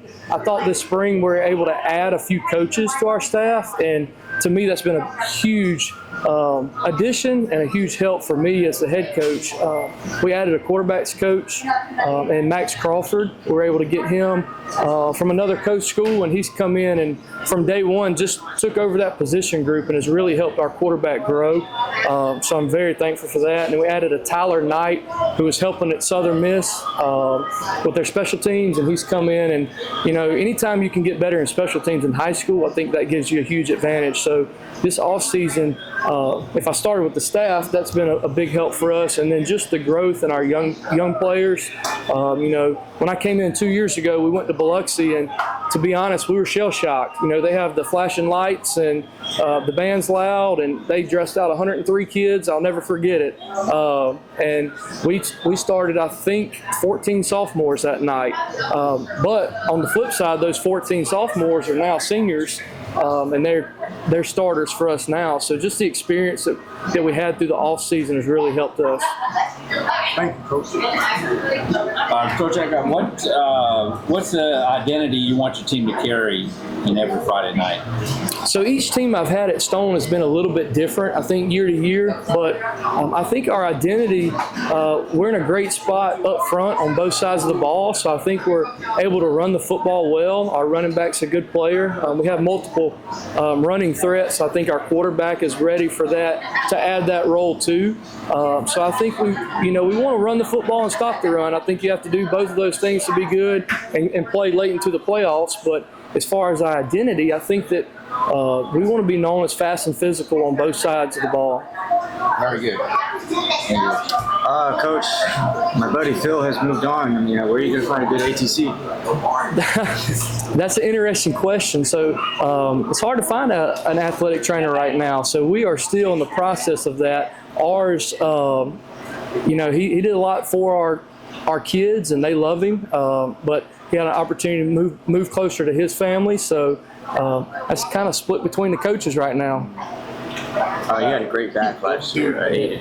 Aiden Green. So Aiden Green was a 9th grader. He was our starting running back. So he'll return as a sophomore. You know, we played a spring game at Southern Miss against a good team out of Mobile, and he picked up his first offer. They liked what they saw and offered him. And he's such a humble kid, you know.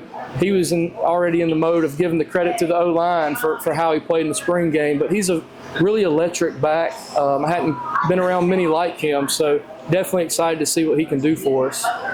You had a very, very competitive district last year. Before we even get to that, you were scaring to Biloxi, scaring to Poplarville. 1 point game was quick. I mean, so what has you believing that next step has been taken? So a year ago at the same thing, I said we need to find a way to win the close game.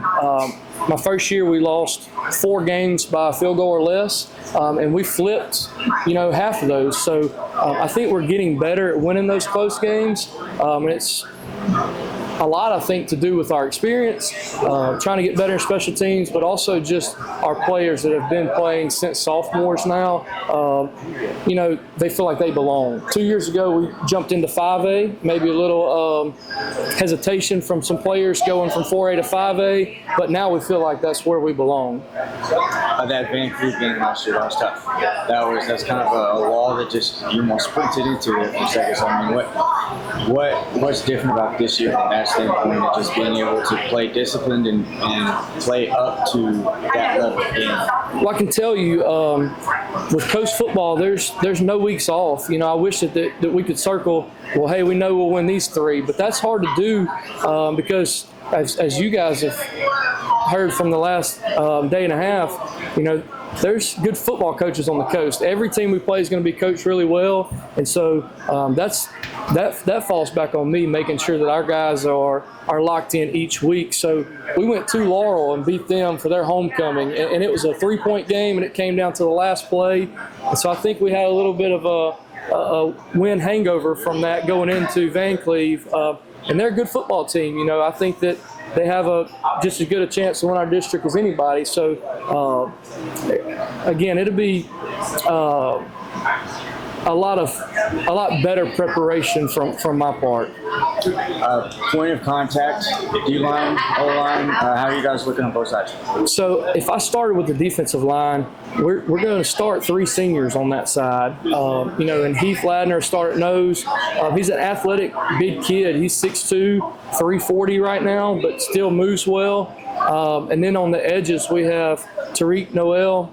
And that's a name that if you haven't heard yet, you will soon. So a year ago, his position coach said, Tariq, look, it would help you if you were a little bit heavier. He was 6'2", 220, and last week he was excited. He jogged out there and said, Coach, come see this. And he's 6'3", 250, 251. So he's had a really good offseason for us.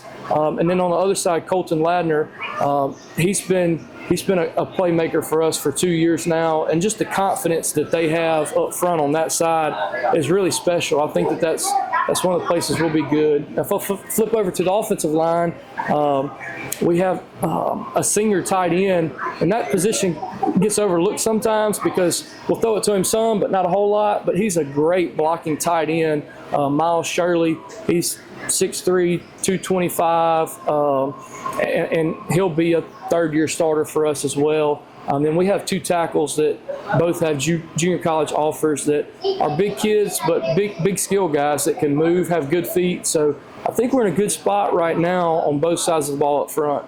Thank you. Coach A. Seneca Hampton with Bingo Media. Coach, what's the identity? Well, you already said that. What's the energy going to be like on Friday nights in Wiggins this year? Are y'all going to open up in y'all new stadium this season? So we're still 1 year away from our new stadium, so we'll still play at Pert. But that creates an awesome atmosphere. We sometimes as coaches we're like, man, every game is an away game, so we have to load everything and drive down the road. But if we back up and look at it, on the flip side, to spin it in a positive way, our kids get to play at a really nice facility, and I think that's pretty special. We're on nice turf, and I think it's a great environment, but I can tell you we'll be excited to get on a field that we can call home. Can't wait for y'all to leave. Natural grass or turf? Right now, 50-50. It's a coin flip. I believe it's going to be turf. We have a blue and white foundation that is raising money to go towards that, and it's a community that the parents are saying, "What do you need?" And then I said, "Well, this would benefit us the most." And they got together a little over a year ago, and they've had some great fundraisers. So I think our community is going to pull through, honestly. Coach, so what younger guys have you named that yet that you have stepping up? So we do have a lot of seniors that will start for us this year, and they'll be 3-year starters, most of them. But we do have some young talent on the field. So, and it's not because they have to be out there. We have to play this kid or this kid. They've earned that. So our kind of slogan this year is "Earn It." That's what's on the back of every kid's shirt. Every coach has the same thing: earn it. And so we have a junior quarterback in Xander Howard, who started for us a year ago. And it's my fault, but we threw him in the fire early against Biloxi, at Biloxi. And he grew from it, honestly. So I think each week he got better and better, and we were able to go, okay, we can open it up a little more. And then, so Xander Howard's ability to throw the ball, plus adding a quarterback's coach, plus his ability to run the football this year. Yeah, so, and that's something that we're excited about without getting too much into that part of it. We're going to run the quarterback, and he's excited about it. Coach, what are your goals that you have set for this team in 2025? So it's hard to set a win-loss record goal. There's a lot of things that we can't control with that, but we want to put a product on the field that our community's proud of. We have parents right now that they're ready for Friday night. That on Tuesday afternoon at work, they might cut out a little early to talk on the phone about Tomcat football. So I think it's a community that's rich in sports, and they really believe in what we're doing. So I think goal-wise, we obviously want to make the playoffs, but we want to host a playoff game. This past year, we finished 6-6, but we were able to host a playoff game. I thought that was huge for us, to play a really good Florence team, and it came down to the last play of the game. To win a first-round playoff game, to me, it validated everything that we have been doing for our players and our coaches. We have the youngest staff on the coast. I'll be 37 next month, and I'm the oldest coach on our staff by 5 years. So, young staff. Coach, Stone's been putting in work on the coach. What kind of statement are y'all trying to make this year? You just basically told us to earn it. We want to earn it. So, we try to talk about, just like every coach, what happens after football? Well, nobody's going to give you anything. So we talk about earning it, and Coach, I wish we had better facilities or this or this or this. Let's earn it. Coach, we want respect. We want to play the biggest teams we can play, the best competition. So I feel like we loaded our non-district schedule up with coast teams. We played all 5 coast teams. I did that for a reason. I think they're well coached, but also I think, it's fun for kids to create some rivalries. So we want to be, we want to be known for being tough and known for being a team that can make big plays. My last question, I'm going to let you go. What's one thing people sleep on about Stone football?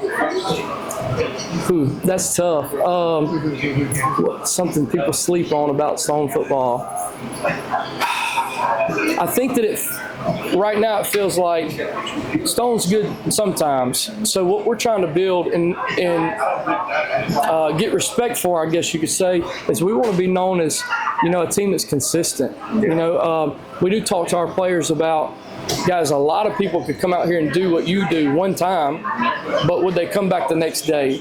So we're trying to, just like in life, you can go to work Monday and Tuesday, but then you have to gear back up and get ready for Wednesday, Thursday, and Friday as well. So I think for us, it's being consistent.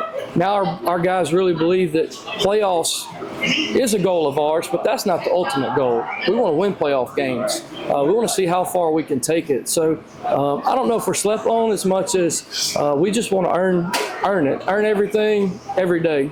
Yeah, earn it. How many returners you have coming back on offense? So offensively, we have 8. Man, defensively, we have 7. Okay.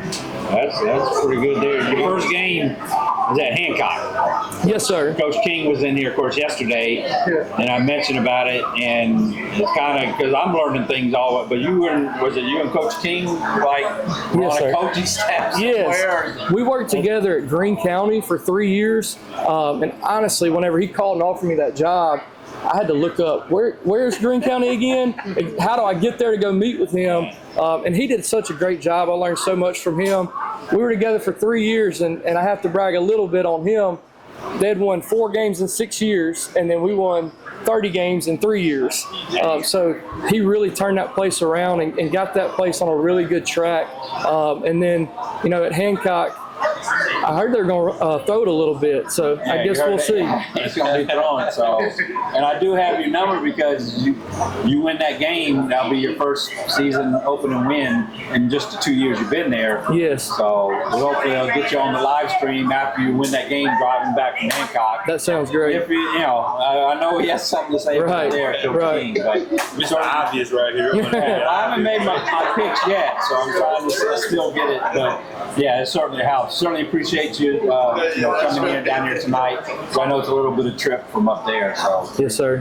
Look forward to it. Like I say, game 1, 30 days away. Stone at Hancock. Yes, sir. We're excited about it. I appreciate y'all's coverage. This is great for our kids and for coach football. And I will mention that we play Forest County in a jamboree before we play at Hancock. So, a lot of our focus right now is on us. But then once we start getting into that, it'll be on Forest County because to mention Stone's community, Forest County might be a jamboree, but it means something where I'm at. That's 20 miles down the road. So it'll be a good, fun competition. Coach, it's always a pleasure, man. Thank you for everything you do for Stone County.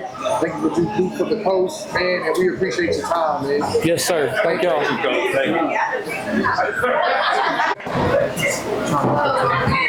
Tomcats coming in. Who talks the loudest out of y'all? Me. I'll say me.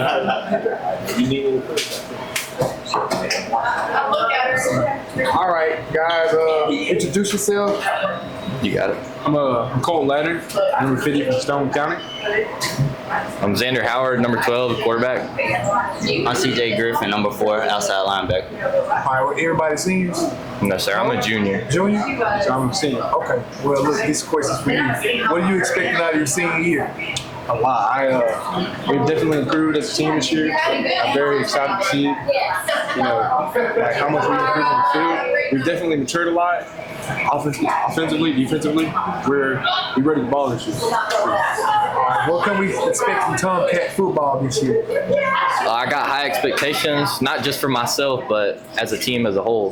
That's about all I can say. High expectations. All right, man.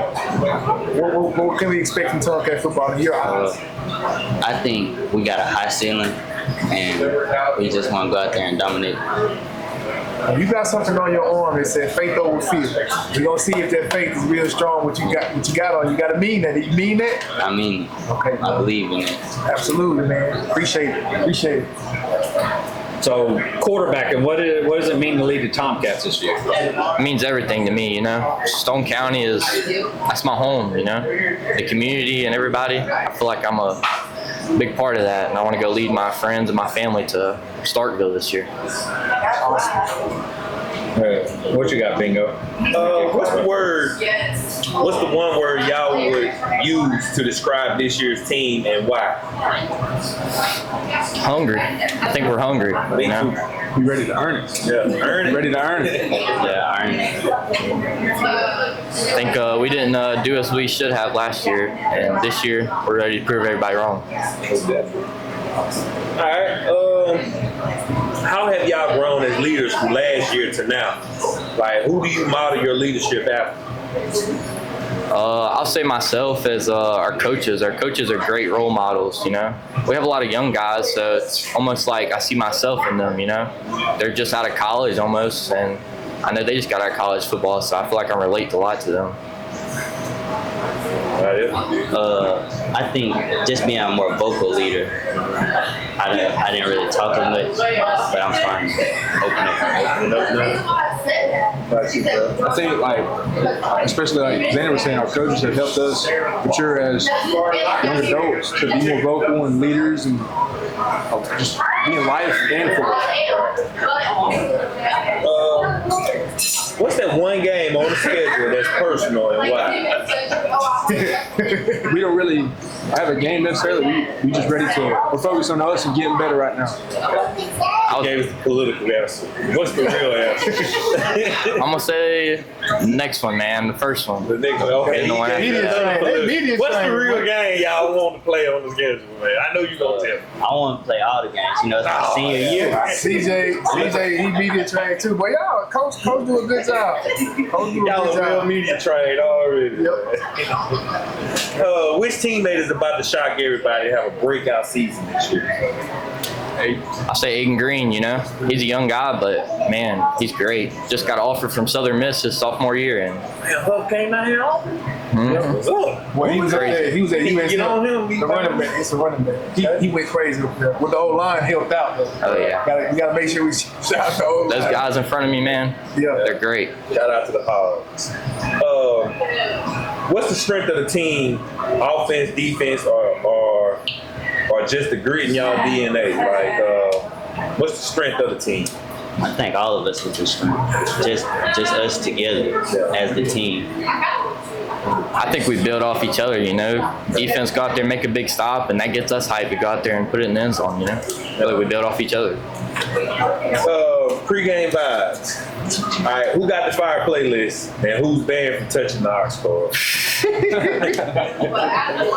Definitely the big guys. I don't think the big guys. We walk in there, they try playing some others. They trying to play some hard rock or something like that. I don't get nobody hyped.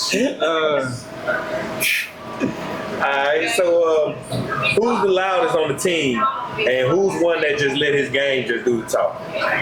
B-Will, Braden, he's the loudest on our team. Our middle linebacker, man. Every time he's running down the field, he's screaming. He going to make a tackle, he's screaming. That's a linebacker thing. Yeah. I think that's just linebacker in general, man. Alright, what's something people don't know about Stone football but need to respect this year? I'd say they need to know how hungry we are, how much we are ready to prove ourselves to everybody. How hard we've been working as well. Right. I agree. Y'all been out there in that heat, boy. It's been hot this summer. Shoot, I commend y'all. Wiggins heat different. I played at first, so I know what time it is up there. We got shirts that say "Earn It" on the back. That's what we mean. We're trying to earn it this season. Clock in and earn. Yes, sir. All right. So, last question: when it's all said and done, how do you want this class or this team this year to be remembered for this season? I want us to be remembered as one of the great teams that ever came through Stone County. You know, I want to take my guys all the way. I don't want to let my seniors down. You know, they feel like my family. And y'all on the team that went to South State 3 years, 2 years? Y'all were what, sophomores or freshmen? I was a freshman. I was a freshman too. Yeah, that was an awesome feeling. I definitely want to leave our mark like they did. You know, we still talk about them. Yeah. That was a tough team. That was a tough team. Loaded Brown boys on that team. Yeah, that team was loaded. All right, cuz I appreciate y'all, man. What do y'all do as far as post game? Y'all go anywhere to eat or go home, or what y'all do after? Man, we go to Waffle House after. Waffle House. There are about 100 people in there. What's your order? What's your order on? He want that all-star That all-star meal. I ain't mad at I give me the hash brown bowl. Okay. Yes, sir. I ain't mad at you. I gotta get that all-star, man. All-star. I got a big belly. Plain waffle or plain waffle? Plain waffle. I like the plain chocolate waffle. Chocolate waffle. Man, I ain't never tried that. I might have to try that. I'm a peanut butter guy, you know. I like peanut butter. Peanut butter on yours with the syrup. 30 days, kickoff in 30 days as far as Stone and Hancock. Like you said, I just mentioned Coach Hancock. Been there 2 years, hasn't won his first game of the season. So I'm sure you guys are going to try to correct that down there in Hancock. Are you looking at tape already at the Hawks? Oh yeah, we've already started watching film. We're ready for that one. We're trying to go out there and win that home opener. Oh, very good, very good. You got anything else? One more thing. Who got the worst celebration dance? B Will. Braden got B the Will worst be called out a celebration. lot, I see. Hey, there ain't no rhythm. I got one No more. swag. All right. If you had to pick either one of y'all, if y'all had to pick a WWE tag team partner on your team, who would be You your gotta see if tag they watch team? it. See if they watch it. Okay. Ray Brown is hard. Yeah. Okay. All That's right. going to attack him. Okay. Yeah. All right. Who will be your tag team partner? Anybody on my O line, man. Them guys are. They could take anybody. I'd probably pick Reed. Yeah. Then y'all tag team partners, all right? That's real, man. What intro music y'all think y'all coming out to? Probably some. It definitely gonna be some rap music. I don't know what song though. What's you, QB? I don't know. We get jiggy, man. We gonna play some Miley Cyrus or something like that. Man. Hey, my boy right here. We come out like, Randy Savage and Hulk Hogan. We coming out there. You come with a superpower tag team. I ain't mad at that. Too funny, man. Yes, sir. All right, fellas, I'm good on that one, man. Yeah, I'm good, eh? Man, hey, They did good. Y'all did an excellent Look job, forward man. to We're it. looking forward to seeing you guys this year, man. We definitely will keep up. Make sure you follow us on Twitter, especially Coach Football. He like to retweet a lot of your stuff. We all do. So, man, good luck on the season, man. Y'all stay healthy, man. We're going to make sure you guys get that light shine on you. Yes, sir. Appreciate that. Thank you. Yes. Earn it. Yes, sir. Earn it.